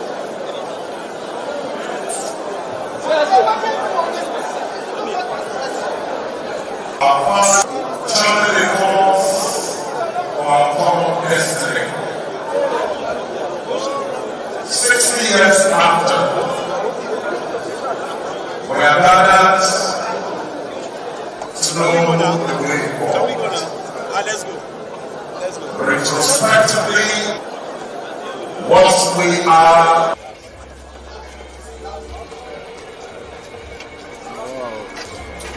Let's go.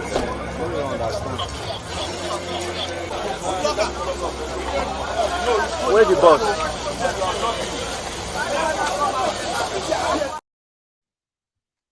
See? I told you. They say, when Obaseki was telling that, no letter near me, no letter near me, tell us I no day here. You know, when somebody do like this, they say, but he's there now, he's sitting behind you. And then you look back and say, Oga, I know the house. I know the year. I don't know what's in the under the agbada. I don't know. Oh, you tell us I know the year. That was Obaseki. So Shaibu go change, come back, come say, okay, I know where agbada, see me. Please, make sure you are recording this, okay? Record it. See me. Look at this. I'm the deputy governor. Look at what look at the way you are treating me. Record it, so that we can send it to Maiyegun. And Maiyegun can help us show that all, I mean, what do you call it? Shaibu's right matter. You know what they say? Say, you know, like you'll be like, we no go gree, we no go gree. Shaibu's right matter. Like they say, Black Lives Matter. All life matter. No. Shaibu life matter. At this point, we are going to protest. Say, how could you treat him like that? But it was just kind of the political power play, which somehow, is the lot of these guys. Is their way. And guess who suffers? The people. In all of this, the people are the losers. It is the people who end up having to bear the brunt of all this madness. Somebody said I should say something about BRICS. Do you know that, just like it was like an Apple stanza, I mentioned it the other time, right? But I kind of feel like I should tell you what I know about it, okay? I would say, maybe I wouldn't be able to say I know much, because I don't. But the simplest info you can get about this BRICS and all that is that, at first, the name BRICS, B-R-I-C-S, is just the combination of the first letter of the following country, like Brazil, Russia, India, China, and South Africa. So they were the first kind of the pioneers, okay, who came with the idea of, let us have an alternative to dollars, especially when we all know that this world trade, right, is the reason why, world trading in dollars is the reason why dollar is actually so strong enough against, you know, any other economy. And you just have more or less like a, you know, the rest of the world building their economy on a, call it a dollar economy. But looking inward, they were like looking inward. Somebody said this seems to be like something that Gaddafi planned to do with Africa. Then no, it's different. This one is different.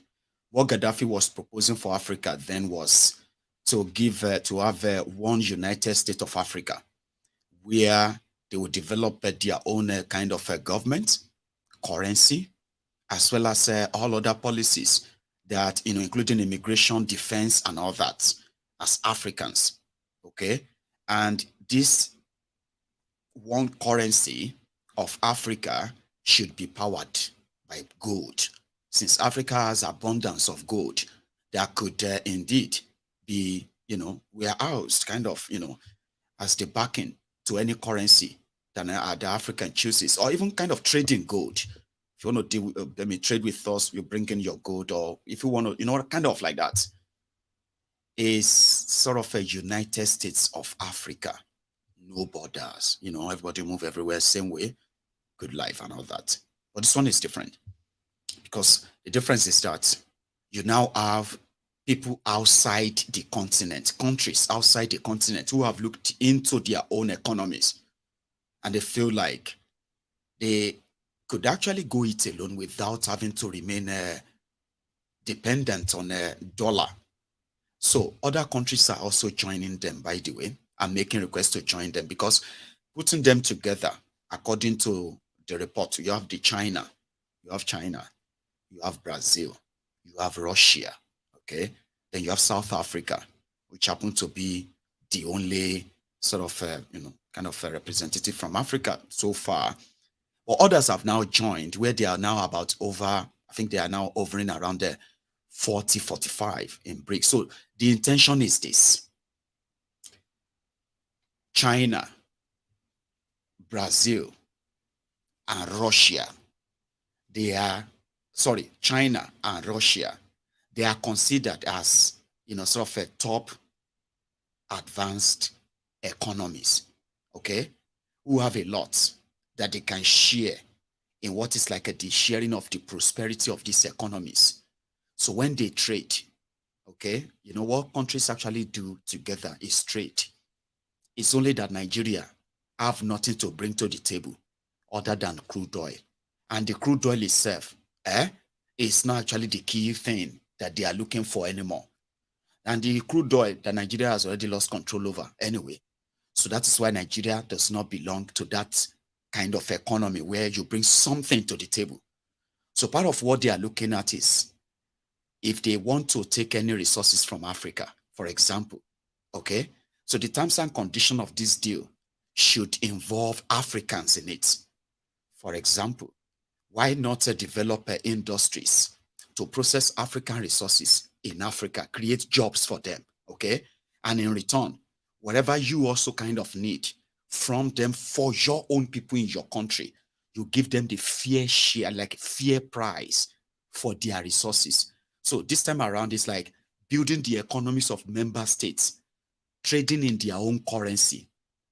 For instance, let's say the people of South Africa who actually trade in rands, okay? So that means Chinese who trade in, is it yuan? Yuan. Then the Brazilians who trade in their own currency and all that. So whenever they want to buy something from South Africa, right? So they will make the purchase in rand that goes straight to South Africa. When South Africa want to get anything from Brazil, they make the payment also in their currency. But you know what they are now trying to do is, instead of, like you have the dollars, you have the euro for the Europeans, Abi. You have the dollars for the Americans and then for almost half of the world, Abi. So if they have the economy that is over 4-5 trillion dollars worth, you know what I mean? Like as joints, in fact, what am I even saying? We're talking about hundreds of trillions of dollars economy worth with China. So they can develop their own currency too. I'm just saying this. So let's say they say orange tie.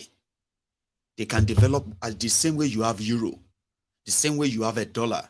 You can now have a currency called BRICS.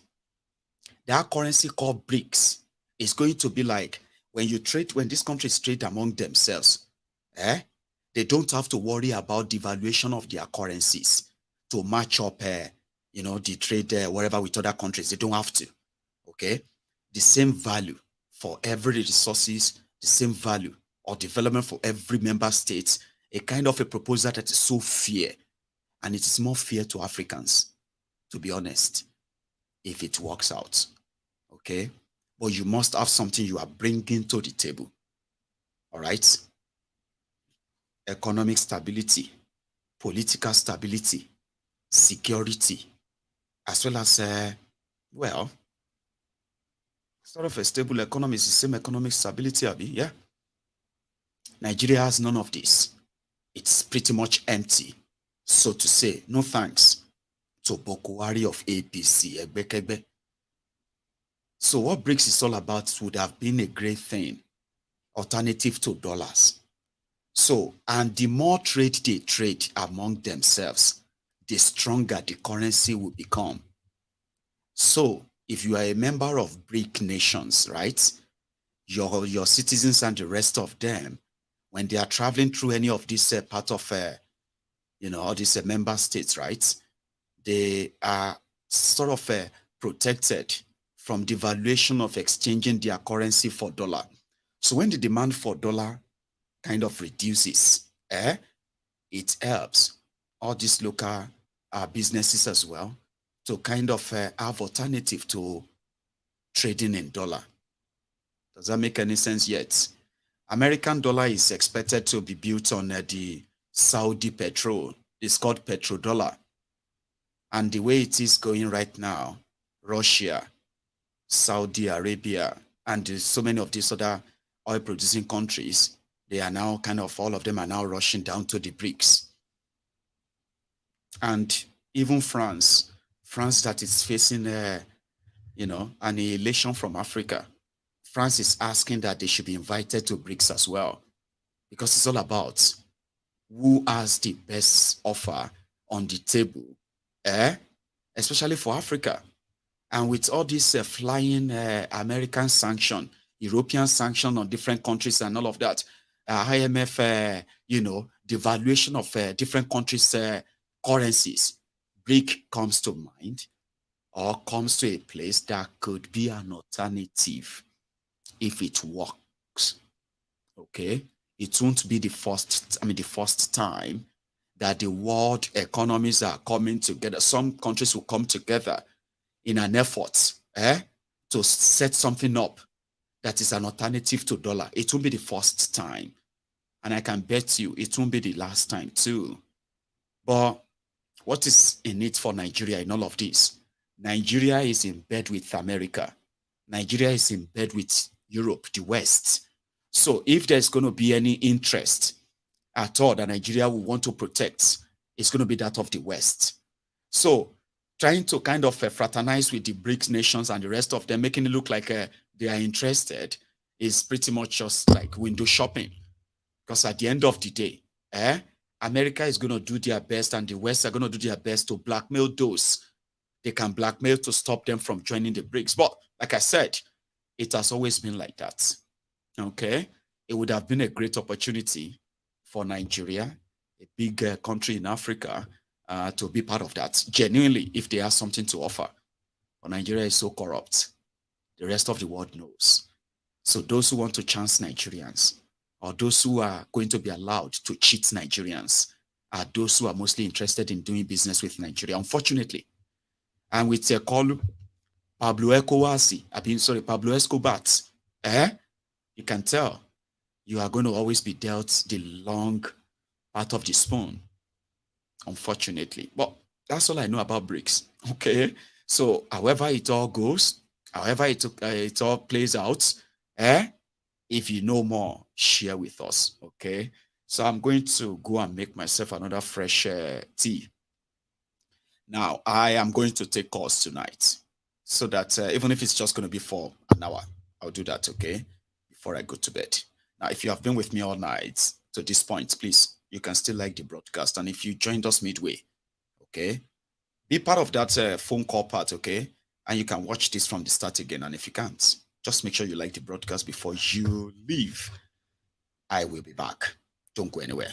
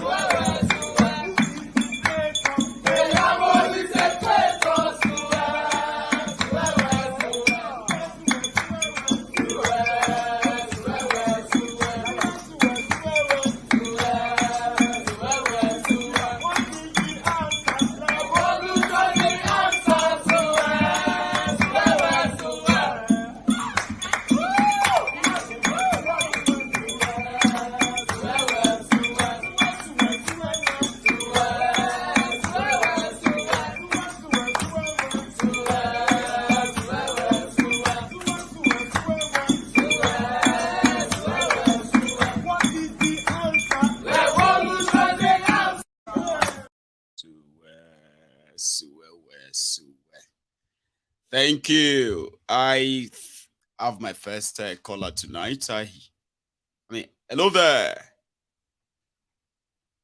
I hope Yes, I actually got that anyway. Mr. Maiyegun. Yes, sir. Can you hear Hello? me, sir? I can hear you perfectly. Perfectly. Beautiful. I can hear you Loud and clear too. Good afternoon or good evening to you, sir. Everything good. Good. Yes, everything good. Yes, sir. Yes, sir. So, wonderful show. Thanks, man. Highly informative. So, it here was one, my man. You know, the last thing you said about the BRICS, I just asked myself a question. I said, so how can Nigeria be saved? So, I mean, how can we even deliver ourselves from the West? How can we deliver ourselves, liberate ourselves from the West? Because you have the leaders because it is true, like you said. Who are the STGs anyway, so yeah. Yeah, who are puppets, right? And that is the problem. Yeah, puppet. That is the problem because, like in Niger now, in their own case, if the citizen can be happy that military took over and they're jubilating, I mean, can you imagine that? And I mean, with the West bringing democracy, you know, clamoring for democracy, the crusader of democracy, I know right there that they have their own hidden agenda. They know that democracy is not like this man used to say, this president of Rwanda, Kigali. I mean, what's his name again? Kagame, something like that, yeah. Kagame. The man used to say something, yeah, I think if I remember vividly, it's something sometimes ago that democracy will not work for everybody. We are Africans. Maybe in our own continent here, there is certain system of government that work for us. But so far, so good since all these democracy things that they've been talking about in Africa since 1998. I didn't see anything good that has not that any Nigerian can see they've enjoyed. Probably other than MTN coming to Nigeria and MTN and Globe, whatever came to Nigeria. Other than that, I didn't see anything. Roads are nothing to be written home about. Welfare, zero. Hospital, zero. Nothing. Security, zero. Nothing. Now, regarding the tribunal, like I said sometimes ago, the only thing that I'm holding back, that is making me to kind of, you know, still have certain thoughts about, or I'm not going to say hope, but trying to see how the trauma will play out, the kind of person who believes. Okay, because we all know that Obi won that election. I didn't mean the democracy, they play it the way they're supposed to play democracy. Obi won that election. Now, according to Obi history, when it's come to lawsuit and everything, tribunal and everything like that, he has never lost before. So his antecedents also and with this, always remind you that you shouldn't just write him off. So that is the only what is that English again? Or I get to say inch or something that I'm still having that I want to see what's going to happen. So let's say the tribunal said, okay, there's nothing they can do. Tinubu has come to stay. Now they drag everything to Supreme Court. And then the Supreme Court said, no way. So I want to see what's going to happen. Well, people are saying that, you know, they don't care what they want to say, right? If they have to say that, but they must show proof of how they arrive at that judgment. Now that one feel cause wahala. We are all waiting. Honestly speaking, that is true. Yeah. Well, yeah, that's another thing. Thank you so much. Right? Let me take another one, right? And then yes, sir. Keep waiting. We just have 18 days. They have 18 days, Sha, to deliver the judgment. Whether they like it or not, they have to deliver it in 18 days' time. That is a fact. So I am waiting. I'm waiting. not trying to say this to mock Obi. not to mock Obi or anything, but the kind of person Obi is, according to his history, or according to history in general, he doesn't give up. Okay. The history, to be made, and we can only make that right here. Events that will later turn to a history. So we are just 18 days away. I'll take another call, right? Thanks. So, which is true, okay? It simply means that wherever anybody's position or wherever, even if these guys are hiding and they are kind of worried or whatever, they are waiting for assurance from their own sponsor and all that. I'm talking about the judges. So, in the next 18 days, they have to declare, they have to kind of give a judgment on that tribunal. And then we'll all see where this leads to. Hello. Hello, sir. Mr. Maiyegun. Yes, sir. How are you today? I am very well, sir. How are you, sir? Happy Monday. Happy Monday. Happy Monday. God bless you. God bless you. Yeah. Let me quickly answer that man's question concerning you said you are waiting for judiciary. Okay. Now, once again, Mr. Maiyegun, the 98% of the generality of the Nigerian populace has indeed been put under a spell, and has been taken as big fools, big fools, daft, once again. Because do you know what? Because of the fact that during the 25th of February presidential election, the moment the then president of Nigeria, Muhammadu Buhari, showed to the whole world whom he voted for, which of course is a violation to the INEC rules and regulation. That is the exact code that Buhari gave to whom it may concern. That is, which includes the judiciary. I'm telling you. So the judiciary, they are just playing us because we are big fools, big fools, daft. I'm telling you, because the Buhari has already given them the code by showing to the whole world whom he voted for, which is supposed not to have done that time. But the electoral act as well. You are right. But he did God bless you, Mr. Maiyegun. God bless. Yes, correct. To deceive the big fools once again. The 90% of Nigeria, they are big fools to them. I'm telling you, they are daft. I'm telling you. So now that me and you now are just scared. Are they daft, or they're just kind of like, sort of scared? If all of us want to be fair.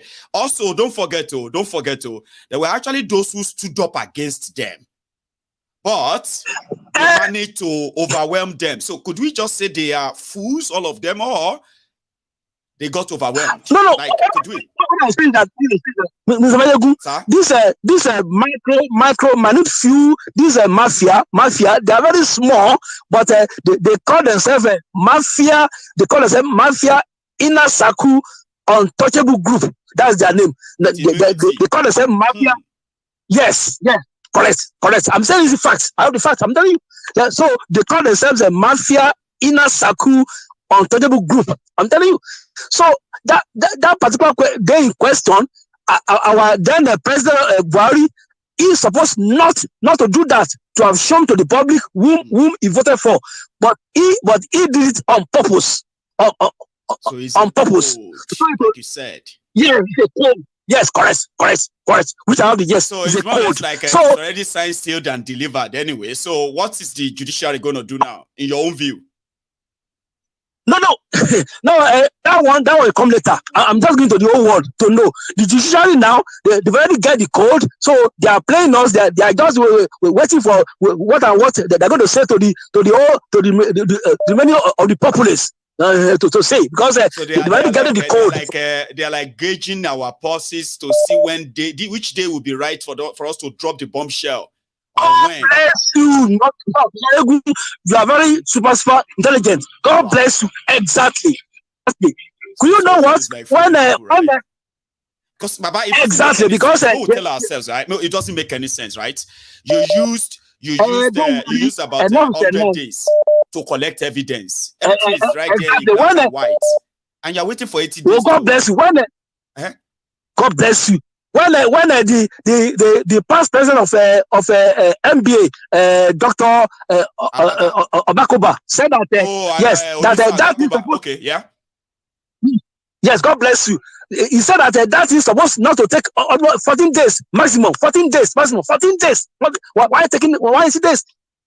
That man said it. That thing is supposed not to take 180 days. It's supposed to take maximum 14 days. 14 days. 14 days. Why taking everything? I'm telling you. Days. Yes. So Buhari has given them the code that day by showing to the world. So they are following the code. But the code had already been unveiled. Don't worry. This time around, enough is enough. Too, Abi. All of us are watching, Baba. Enough is enough. Thanks a lot. And yes, sir. And one thing I will say, one more second. Yes, sorry.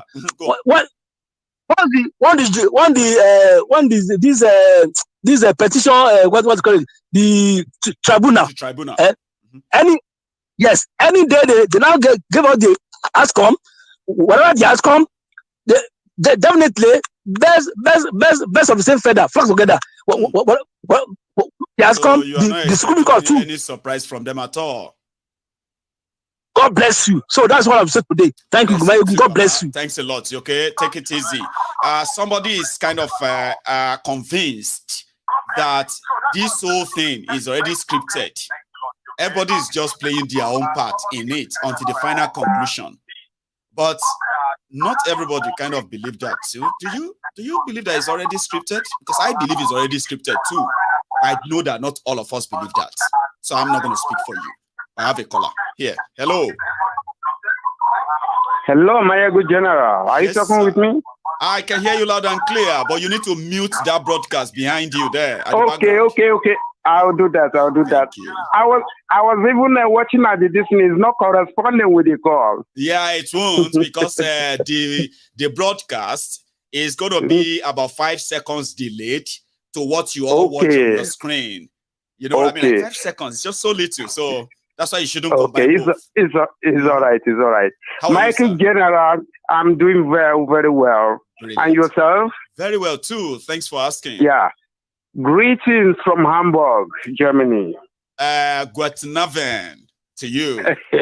Guten Abend to you, yes. Yeah. Maiyegun, I want to shock you. We are all inside the same shit.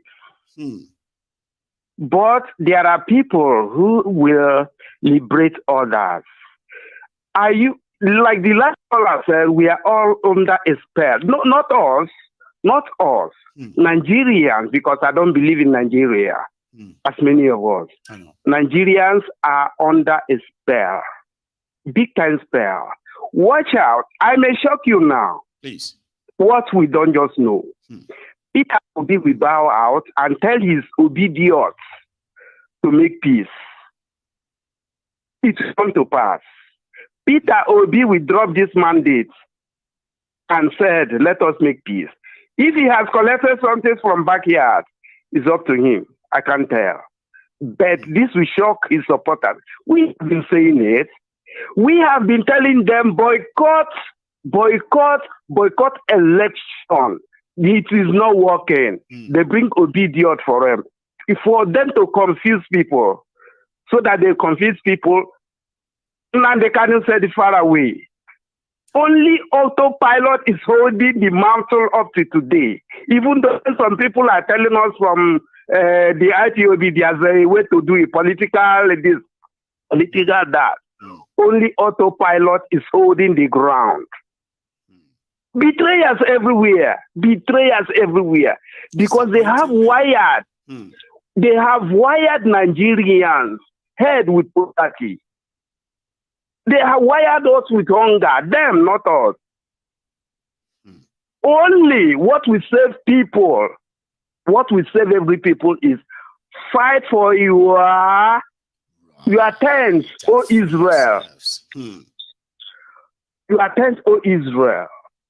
If not autopilot, if not autopilot, we are all dead by that. You can never be hearing of IPOB again, if not for autopilot. Because God took our leader out, and there's another one somewhere hiding. They are all mad about that now. But Nigerian is just a pity. We, like the last caller said, they are all under a spell. This one will shock Nigerians. This one will shock Nigerians and obedience. Those who want to have an appointment from Peter Obi, they'll be shocked. Obi will tell them very soon. He's going to eventually tell them to, I'm dropping it. That's loud. I'm dropping it. I don't want to holler. Yeah, we're going to keep it here. A lot of us hear this tonight, and so that when it happens, we won't be like, oh my God, you know? Yes. I'm going to say it's an expo. You know what I'm going to say, right? Yeah. You have just poked the bear now. Yeah. Some other people are going to call in, and they're going to respond to what you just said. So I hope. All right. Obedience. You all should listen. Obedience. You all should listen. We say it long time ago. Boycott election. Nigeria is unfortunately. Baba, thanks a lot. Let me take another call. Okay. Okay, Maiyegun. Good night. Good night. Good night. Thanks a lot. So that is an autopilot there from the IPOB, who came all out gun blazing, especially towards you, the obedient. Anyway, the line is still very much opened.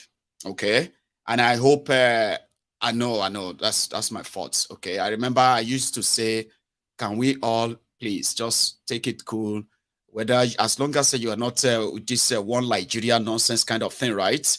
That whatever our differences are here, we should respect our own diverse differences. But I didn't caution him. I know, but I can caution you and tell you that listen, don't turn it into the rough fight episode of Unagod Conde. Punch yourself, shadow boxing on here. Calm down.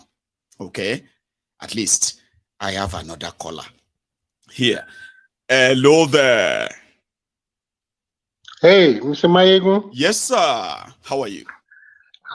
I'm always a lucky man. Whenever I play my coupon, I win raffle getting you online. Well, you just did now anyway. So how are you, sir? I'm well, thank you. I've been listening, even though I came in late. It's been an interesting topic you hear in your programs most times. Thank you. You know, I want to encourage your heart. You just have to keep doing what you're doing. Thank you. Put your eyes on the ball. I will. Always. Nigeria is rotten. Nigeria is beyond redemption. No matter, even if it's not blasphemy, it's not blasphemy. Let Christians not crucify me. If you bring the holiest person to Nigeria, it will turn the person to a demon incarnate, 100%. This thing you see that Bola Tinubu is doing should be a lesson to any right-thinking human being who wants to live a normal life. That is why foreign countries are better. You know, people do things normally, not abnormal. No. In Nigeria, there's a lot of abnormalities, from presidency to Senate to House of Rep to state governors to local government, down the ladder. There's abnormality everywhere. Everywhere stinks to high heaven. I'm telling you the gospel truth. Sadly so, sir. I agree. Now, Bola Tinubu, when he was growing up, he never knew. How can you? Everywhere you go, your ass smells. Everywhere you go, your ass smells. You know what these people did? The only time Nigeria has had concerned politicians was in 1979. After 1983, the rest of people that came into politics were all thieves. They just used politics to cover all the atrocities. Take, for instance, even the guy in Imo State, who they said was one time an armed robber, the Hope Uzodinma. Popular for he was an armed robber. 419, and he's a state governor, coming brandishing all sorts of things against his people in Imo State. Sir, so have you seen my the candid new report advice on him? By the way, sorry to cut you there, right? Have you seen the new report on him that Imo State, there is this UK organization that just released a report. I'm still studying it, that's why I haven't spoken on it. But the part I have seen, sir, it has now come out that they recruited. You see that Ibubiagu that they recruited? Yes. It was in collaboration with the federal government of Nigeria. And now it has come out that indeed, this, I mean, as we have been saying all this way, that they have been using that Ibubiagu when they were so active to hunt down and kill young men in Igbo land. I remember I used to say, and Britain is responsible for this. Just came out now, officially now. You see? Now, where do we go from here? Where do we go from here? The best thing is, I even want to tell every Igbo man, every Yoruba thinking person, the earlier Nigeria splits, the better for it. Anybody who's trying to patch Nigeria, anybody who's thinking that he can patch Nigeria, the thing will continue to leak. And leak beyond the point where there will be no redemption. The bottom line is, for those who are growing up, Bola Tinubu's case is a case study. It is. Whatever you are doing, you think, look ahead. You don't know where you're going to be tomorrow. How can you, all the documents you've been presenting all the years, different stages of your life, is filled with things. And you've been a state governor for 8 years. Oh my God, who did this to us? So it's an advice. What I can advise anybody, if you want to live a normal life, that's what I normally say every time. If you want to live a normal and healthy life, keep your hands clean. God bless. There is nothing in this world that will not end in this world. Yes, you can get all the riches and get all the money. But after the money, do you have happiness? Go and ask Bola Tinubu if he's sincere to himself. He will do everything humanly possible to retain the power that he stole. He will eat the ass of Oyibo people. He will eat their ass to be able to gain recognition globally, but it's not going to work for him. If he succeeds, he will be rubbishing all of us, including me, who claim to be a Nigerian. Let me tell you, before let me hand over the mic. Yes, sir. I'm ashamed. Forget about whether you have American passport, you have British passport. As long as your root is from Nigeria or from Africa, anything anybody is doing to you in a foreign land, they will still see you as an African. That's right. So the earlier we try to carve a niche for ourselves as Africans and make our homeland better by beginning with ourselves, the better for each and every one of us. Nigeria has raised thieves, even those who are overseas, some of them was past. I mean, they wait for opportunity. They're waiting for their own opportunity to reach. That's right. That's just all. Insincerity everywhere, deception everywhere. The thing stinks. Nigeria stinks, and the thing is making me sick. Sometimes when I listen to your program, I just shake my head. I wish you had the magic wand, but I wish too. Sometimes when I kind of, they say, sometimes they say to us and say that we should. I mean, it is better we don't know. Sometimes when they tell you that, you know what? Exactly. It is better you don't know. What's all about is better you don't know. Because if you do, honestly speaking, we don't know how you're going to handle it. And that's exactly what has happened to a lot of us who have known now. And it is so heartbreaking seeing that there is actually no end in sight. You know that, sir? No, it's not. There is not anybody who's telling you that it's giving you. That breaks hearts. Honestly, it's sickening. It's really, the earlier the young people sit together to split this nation, the better. Look at African countries like Niger, Mali. People are rejoicing. We need to create a niche for ourselves, have a better Africa, where people could go back home. And all this, we have everything it takes, man. We have everything it takes. Who did this leadership, corruption, and everything to us? Because we cannot take our stand and say enough is enough. God bless Mrs. Arikana. That woman, God will bless her. Amen. Thank you. God will bless that woman. That woman, God will bless her. Amen. I remember 2 years back when that woman was speaking, I listened to her. I said, this prophecy that this woman is giving, it will rise up one day.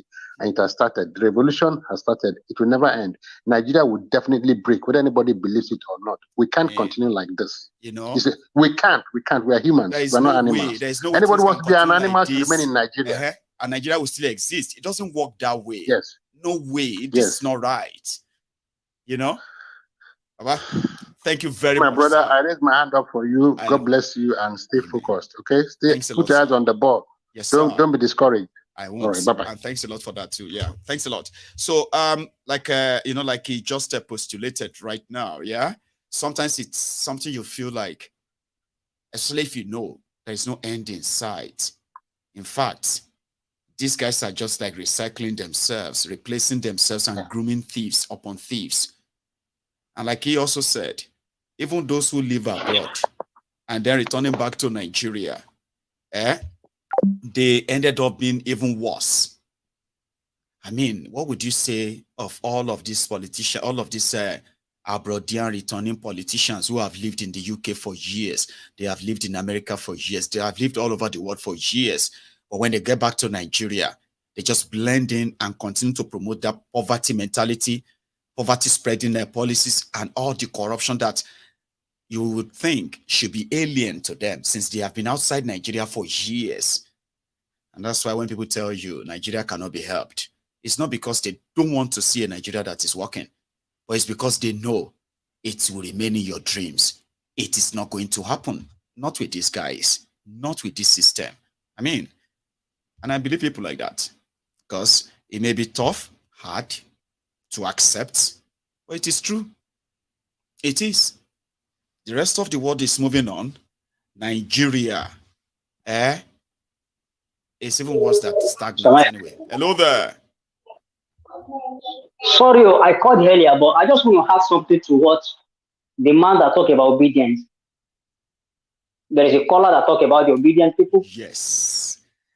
But I wasn't expecting you to be the one to call back, but lucky you. Others are still queuing. So make it quick then. Quick one. Sir. See, okay. Please, let's give kudos to the Gen Z and these obedient people. They have done what no one can ever imagine. Okay? So now what the only trick they don't know, they didn't know, or probably they know. Or maybe they just did. The consequence is that they told them to go and get PVC. Is it PVC or PCP? Whatever that name is, PVC. The card. They went ahead diligently. They said, if you are complaining that Nigeria is bad, Nigeria is this, if you are not satisfied, stop complaining, go and get your PVC. They did exactly as they were told. And they chased out, kicked out their asses. In fact, not in thousands, in millions. In millions. The retired most of these politicians. They fought a good fight. Okay, they retired them. They fought a good fight. Yes. So don't let us call them. I don't remember if that man said something about obedience or something, but yeah, it was. Don't let us call them any name. Kind of provocative. Don't let us call them any name. Wanted them to react. Yeah. No. Don't let us do that because they've done, like my father always said, what a Napoleon could ever do in human history. They've done it. So let's give kudos to them, regardless the consequence, the outcome or whatever that happened.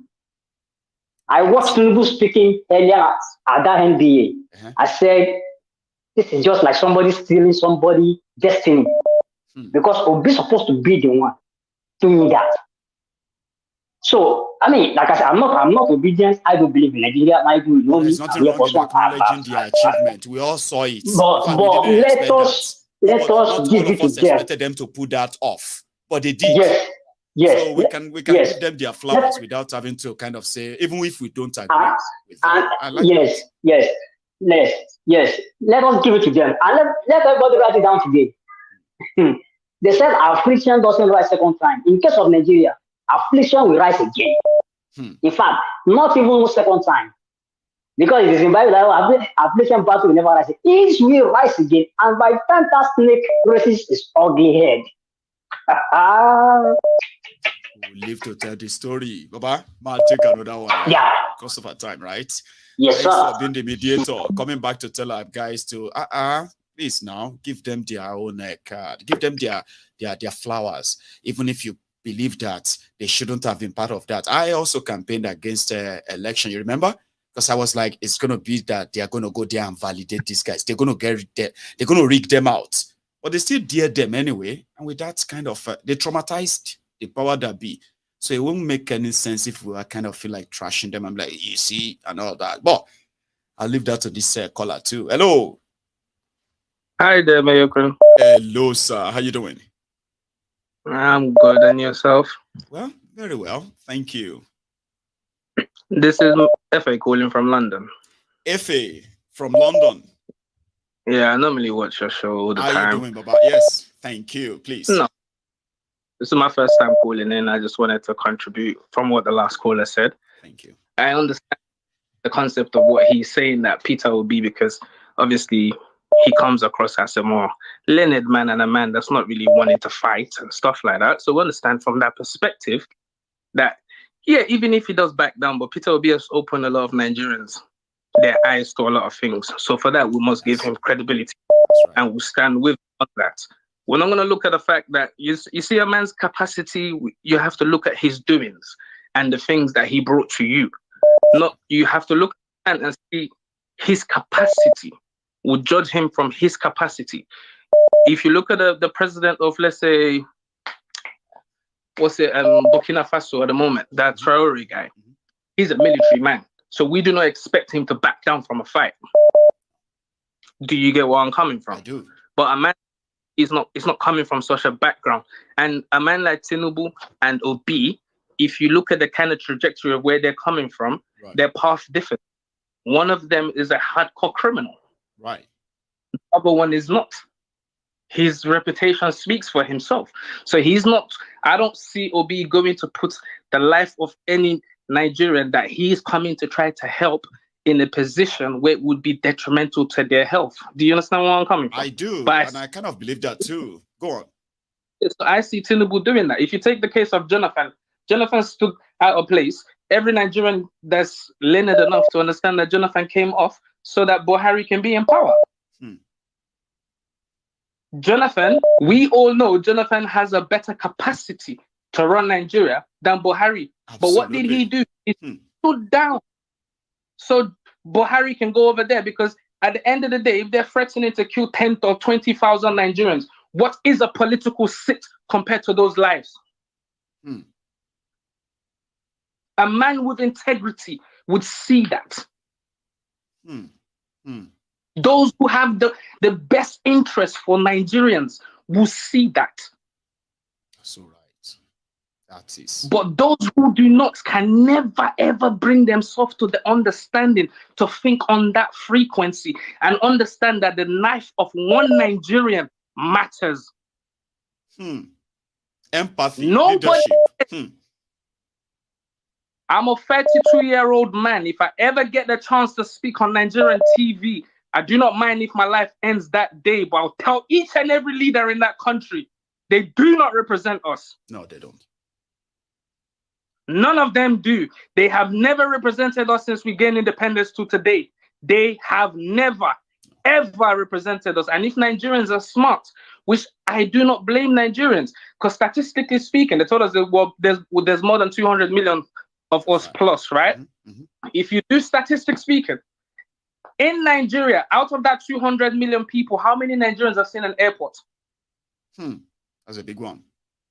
How many Nigerians have got into an airplane to fly out of the country? Even to the West African countries, even though they have West African passports, right? How many have actually, or how many could How afford? many have actually legally ventured out of Nigeria? Do you understand? I do. So, we that live in Europe, I can go to Spain tomorrow and come back to England when I'm ready. Like, Sweden is 2 hours away. It's about 120 pounds or 80 pounds, depending on the time. We'll book a ticket. We'll fly to Sweden 2 hours. Or back in England, right? That's right, man. I don't need to stay there because I've got my life in England here. Mm-hmm. Because it works. Every person feels the need to run away from Nigeria. Why? Because they're escaping something. And each and every Nigerian, learned Nigerian, should understand and try to see what the people that look like them is running away from in their country. Because you cannot be escaping your country if it is safe for you there. Why would I go to the Mediterranean? Why would I go and put my life in danger from my own home, where your home is meant to be your castle? That's where your protection is meant to come from. It makes no sense that we put our life in danger to get to another man's home. Doesn't make any sense. Makes no sense. Nah, man, we need to do better as Nigerians. Do you remember? Did you see that my program where I was like, dear old people, right? I was like, what exactly would you say you are leaving behind for us that we should, that we owe you an hell of gratitude? What would you say? Okay. The future you've ruined? The life that is kind of uncertain? What exactly would you say, sir? Nigerian leaders do not classify Nigerians as citizens. What's his name? Dele Farotimi said it very well. Mm-hmm. Me, I'm a Robo man, Delta man. I do not believe in the concept of one Nigeria because let's all be real. It's never going to work. No. Yeah, because the moment I go to the north of Nigeria, I need to be a different Nigerian. Well, how does that even make sense? How does that make any logical sense in any thinking rational place? It's like I'm in England, but when I come to Scotland, I need to be no. We all govern by this. Do you understand? No, unless I'm breaking the rules then there needs to be an issue. You understand? But then I don't need to behave a different way or act as a whole different person because I'm in a different side of Nigeria. How do you comprehend that? Like nobody has been able to explain that to us. They just told us to get used to it. They'll tell you, don't try that in the north, or don't try that in the east, or don't try that in the west. They just keep telling us, don't try this here, and here. And at the same time, they said you can be anywhere and everywhere as a Nigerian. You can be anything and everything in any part of Nigeria, which is not true. That is not true. Any Nigerian should be ashamed to even associate themselves as a Nigerian. Because in a zoo, like Sandy Kanu said, in a zoo, I can go to England here, the zoo, the animals, they have 24-hour lights. If anything happens to any one of those animals, there's medics on standby to deal with those animals, and they're fed well. And we even pay to see them. And that's why they said that calling Nigeria zoo is an insult to the zoo, because zoo is organized. It's true. Nigeria is not. Nigeria is not even good enough to be called a zoo. And that's what I'm saying. Any learned person sitting in Nigeria and still proudly saying, I'm a Nigerian, you are worse than entered. You've lost all hope of. I know. Anyway, bro. And next time I call Maiyegun, I will speak broken English so I can talk to people who don't understand the English why they speak. That will be great, right? Thank you so much for even making it. And I'm ready. Don't worry, I'll be calling every time now, Maiyegun. Thank you. Ife. That's Ife calling from London there.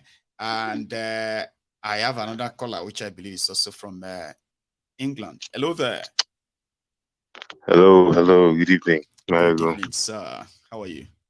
I'm fine, thank you. You're doing a great job. I'm a first caller calling from London. A first caller too, first time caller.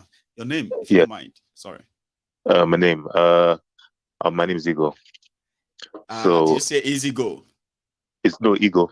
Oh, it's Ego. Okay, I'll stick to that. Ego. So, how are you doing, Baba? I'm doing well. I've been listening to you now for a few months, and I haven't wanted to call, but today I just felt the urge to. I've been in this country now for about 23 years. Wow. And I have two children, one 8, one 9. I've never taken them to Nigeria before. I go back to Nigeria, but when I see the state of it, I can't bring myself to think, what am I going to say when my children start asking me questions? Things like if we're in a car on a road in Lagos and their children are coming to the side of the road to beg you for money, I know they're going to ask me, Daddy, why is this child in the middle of the street asking for money? What will I say? What will I tell them? They are brainwashed in this country to feel inferior already. They don't teach them about Africa. They show negative things. I don't want to take them back to reinforce that. Right now, I've painted a great picture but it's a fantasy that painted about Africa. It's a fantasy. And when Peter Obi came on, I had this hope that at least within a year we'll start seeing progress once it gets in there. Or even if not him, someone else will discuss. Yeah, so I was getting very hopeful, and when this criminal managed to wield and snatch it, I just my children, because I watch it every day, so they are watching and they're getting the information bit by bit. They're asking, who is this person, this Tinubu? They're asking me questions, 8 and 9. I tell them, I said, he's the president, but he's a criminal and he stole the presidency. They're like, how do you do that? I said, it's in court now, but he cheated. So that's not good. I said, no, it's not good. It's not good. I haven't taken them back. And I feel like I'm in exile sometimes. I go back to Nigeria, but I feel like I'm in exile.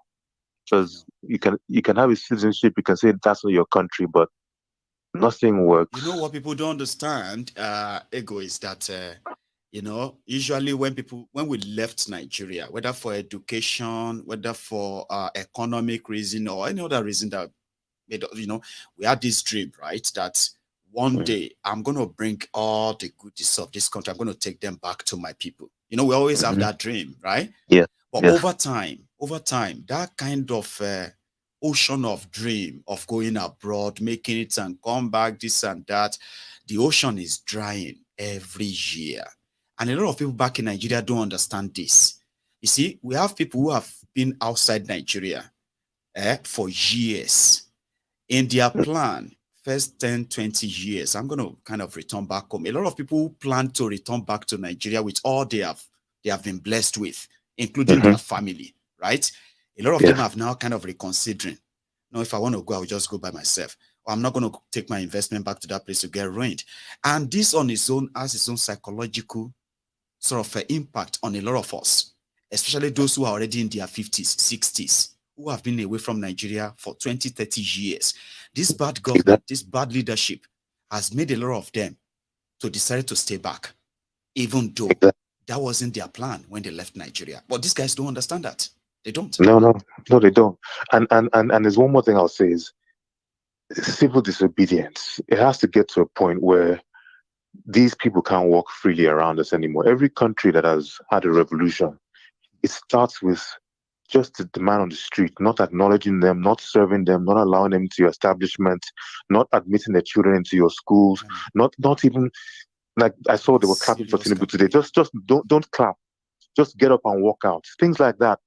It works. I remember I was in a group, the previous caller was a Robo. I was in a Robo group or some WhatsApp group, right? And then they had Ibori and all these other people there, that same group.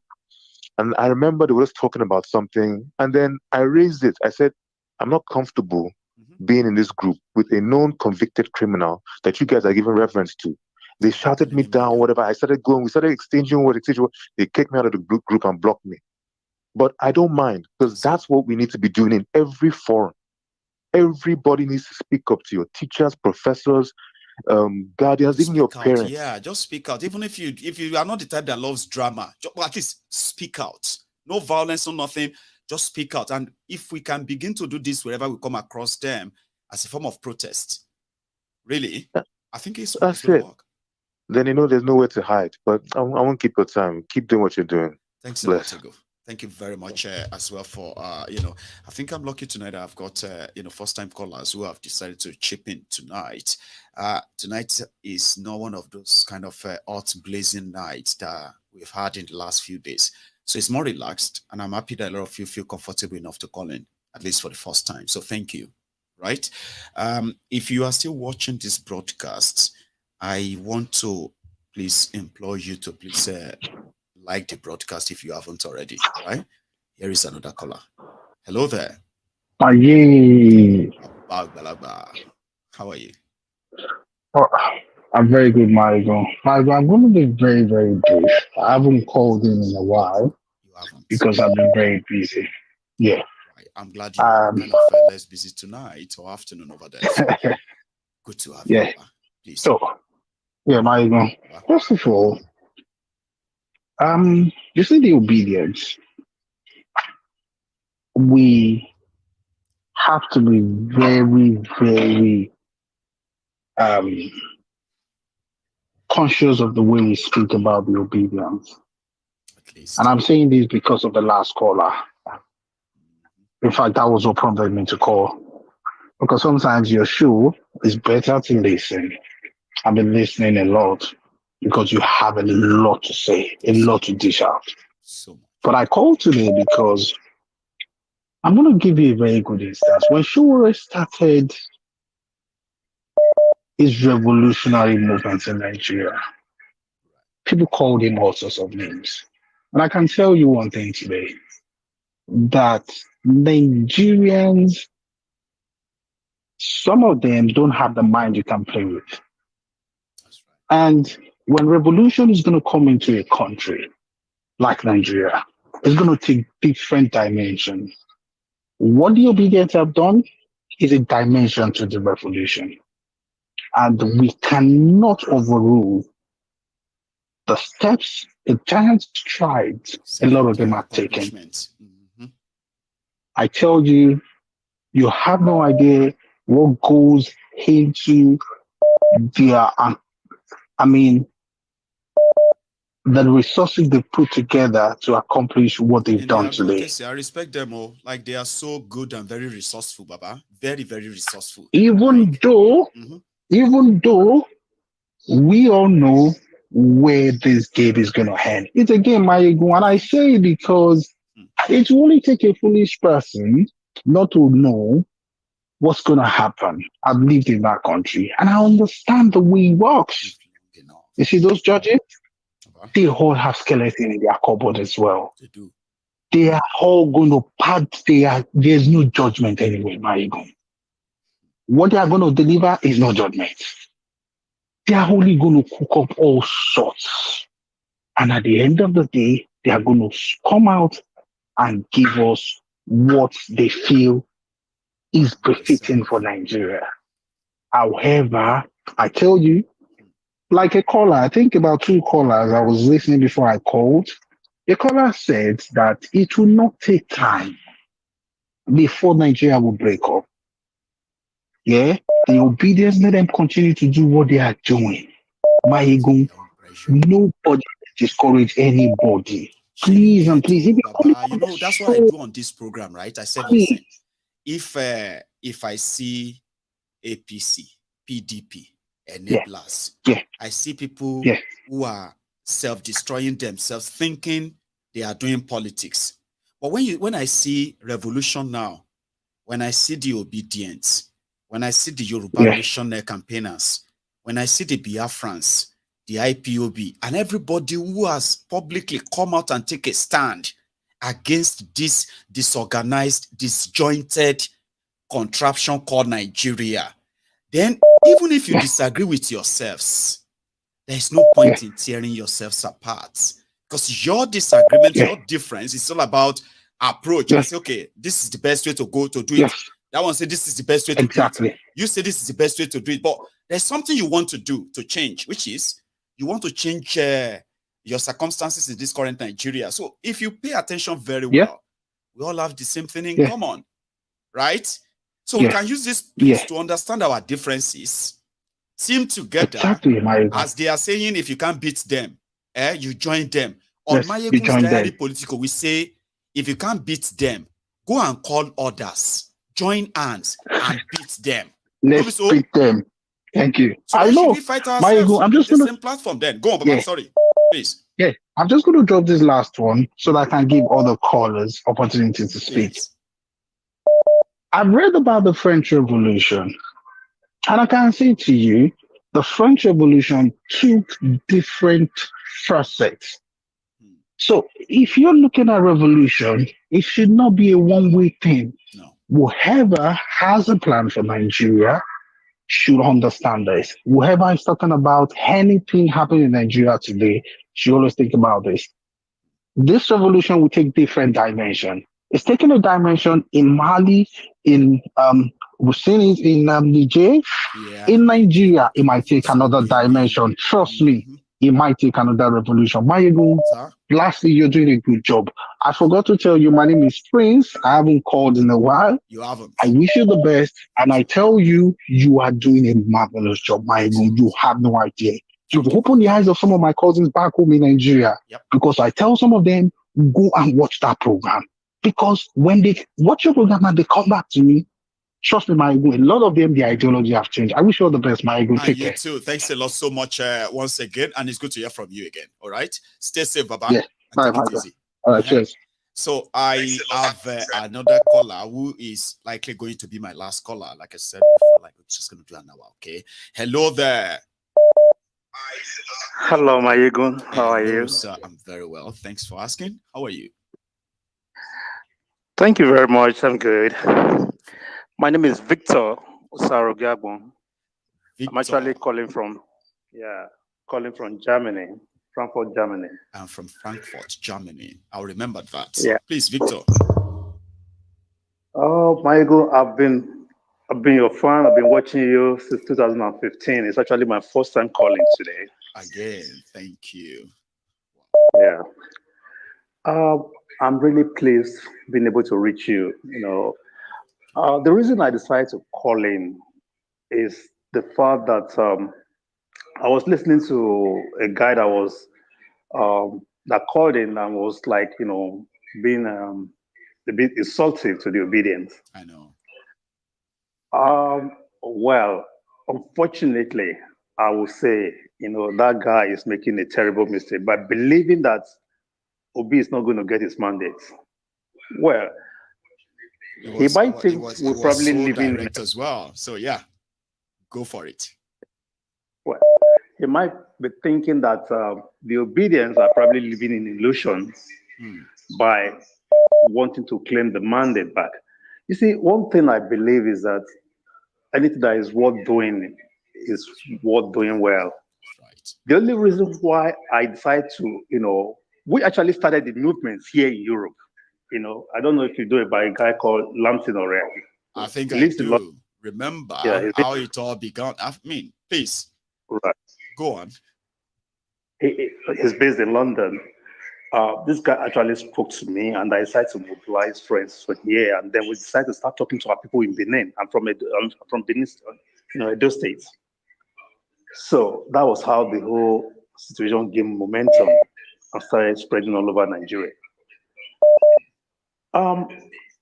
What I'm trying to say in a nutshell is that we should not give up, because if we believe that Nigeria is in a mess and we're trying to make a difference, we want to change the situation, we must believe in ourselves. Because these guys that are messing up Nigeria today, they were in their 20s. I was listening to Charade. I used to be Charade's fan. I still believe very much in his. I still believe very much in his ideology today. But the fact that events have overtaken that, and everybody seems to be on the move. No, what happened is that Obi's movement overpowered him, and I actually encouraged him. I wrote to him at the time. I said he should try and support Obi in order to, build a formidable force. Exactly, but he refuses, which was a very big mistake. But anyway, that is gone now. We are just waiting. We are waiting for you actually wanted to pick something he said about the young people. Like, these guys were in their 20s back then when they were talking with the leadership of the country. But look at them today in their 80s. And look at Thanks for reminding me. He said something about, there are certain things that, he touched on that really impresses me about the statement that he made. Right. Like Chief Obafemi Awolowo, his policy then enables me to go to the secondary school free of charge. That's right. We had Amrisale in Edo State, then Bende State, which tends to favor each and every one of us. And these guys in power today are all beneficiaries of these policies. They came and then they hijacked power, and then they blocked the way for the upcoming generations to succeed. I know. And they think it's going to be business as usual. They think they will, they say we are impatient. They say we have no respect. They say we are rude. This is the generation that took everything away from us. So they didn't leave anything. Exactly. But But then they said we have no respect. Terrible. It's terrible. I've been living abroad now for the past 30-something years. See? I went in the UK before I moved to Germany. Bless you, my children are grown up now. The first time they went home, I was so embarrassed with, introducing them to the system there. My brother, it's so unfortunate. I mean, the culture shock. What about the culture shock? When they go to Nigeria, they're like, oh my, and you have to start explaining to them. I say, listen, no, it's normal. No, it's okay. Don't worry, it's all right. Like, man. It's terrible. So we thought Obi coming into the picture will actually help us to, turn things around. He got a lot of people interested in Nigeria. I have to give that to him. He got a lot of young people, a lot of people in diaspora, a lot of people interested in Nigeria, that people are beginning to like, if at a point people started reading constitution, all because of 2023 election. I was like, you guys really believe this is going to happen? They say, yeah. Well, you saw me, Abi. Maiyegun, you will see. Watch out. And it happened. It got people interested again. People registered to register to vote. I have never seen that kind of optimism before. We saw it. I went home purposely because of this election. People travel back to Nigeria. Exactly. Believe me, my brother. Believe me. In Benin, you will see queue. You will see everybody voting for Peter Obi. The rest party was just like non-existent. I mean, I think they were not in existence. We saw it. Right.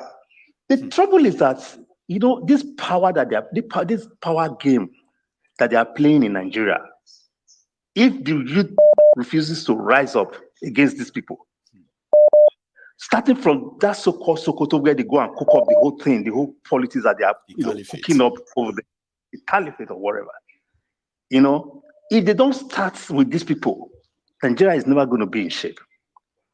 The whole of these people must go for Nigeria to become a better place to, for each and every one of us. Something must happen. Exactly. I want to go back home. I've been abroad for almost 40 years now. I can't go back home because of the useless policies that they put in place there. Baba, and I keep saying it to a lot of people. I said, I have been abroad for 11 years. Next year is going to be 12 years. I have, look at yourself, 30 years. At a point, you're going to be like, you know what? I've had enough of all this whole thing. I want to settle down in somewhere, in social place in Nigeria. But these days, a lot of people are kind of having a second thought. I've had people who have changed their relocation back to Nigeria 4 times in the last 8 years. 4 times. I agree with you. Do you know what that does to people? Like my generally? Are crumbling. But they don't know that, Baba. They don't.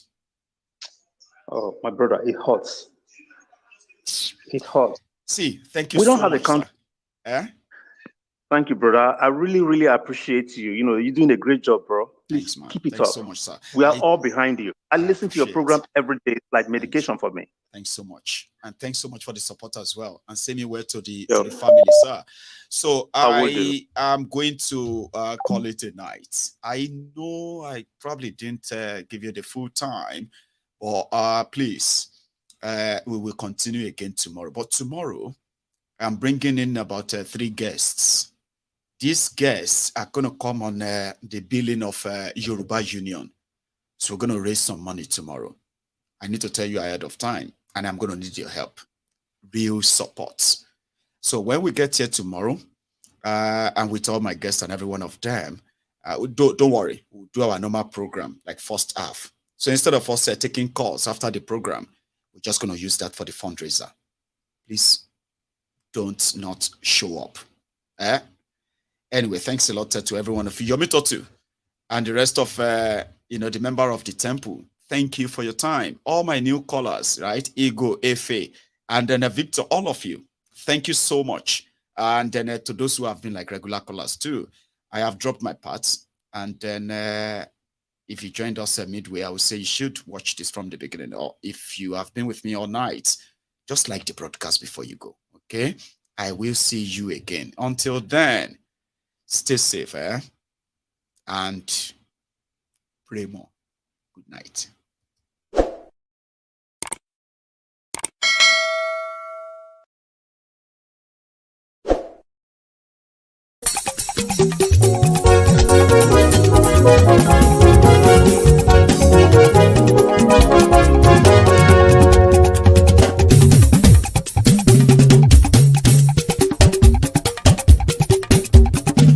Maiyegun làwa mọ̀ làmọ̀ tó dòdòdò. Maiyegun Diary, Maiyegun number one. Maiyegun làwa mọ̀ làmọ̀ tó dòdòdò. Maiyegun Diary, Maiyegun number one. Maiyegun ti dé o ọ̀rẹ́ ara yìí. Maiyegun Diary, Maiyegun number one. Lórí Facebook, lórí YouTube. Maiyegun Diary, Maiyegun number one. Gbogbo bó ṣe ń lọ ni Maiyegun já wa sí. Maiyegun Diary, Maiyegun number one. Àṣírí ọ̀jẹ̀lú kì í bò níbẹ̀ o. Maiyegun Diary, Maiyegun number one. Bó bá ṣe eré àní Maiyegun máa wí. Maiyegun Diary, Maiyegun number one. Ó sì tún ṣe eré wàá gbọ́ níbẹ̀ o. Maiyegun Diary, Maiyegun number one. Maiyegun Diary, Diary Politico. Maiyegun Diary, Maiyegun number one. Godfatherism kò sí lọ́rọ̀ Maiyegun. Maiyegun Diary, Maiyegun number one. Ẹ farabalẹ̀ sẹ́ o kẹgọ́rọ̀ lẹ́nu o. Maiyegun Diary, Maiyegun number one. Àní Maiyegun làwa mọ̀ tó dòdòdò. Maiyegun Diary, Maiyegun number one.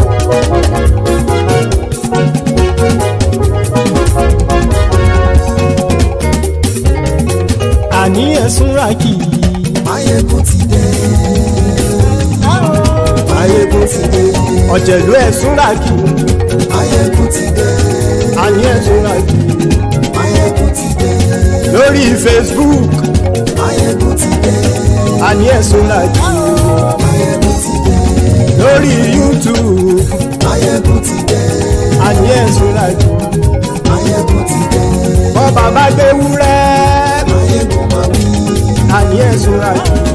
Maiyegun ti dé. Ijó ìgbádìyẹ. Maiyegun máa wí. Àní ẹ̀sùn rákì. Maiyegun ti dé. Bí pẹ̀sìdó bá rúfin o. Maiyegun máa wí. Àní ẹ̀sùn rákì. Maiyegun ti dé. Bí gómìnà kówó jẹ. Maiyegun máa wí. Àní ẹ̀sùn rákì. Maiyegun ti dé. Ọlọ́pàá ti ń darí bá. Maiyegun máa wí. Àní ẹ̀sùn rákì. Maiyegun ti dé. Aṣòfin ti ń rú.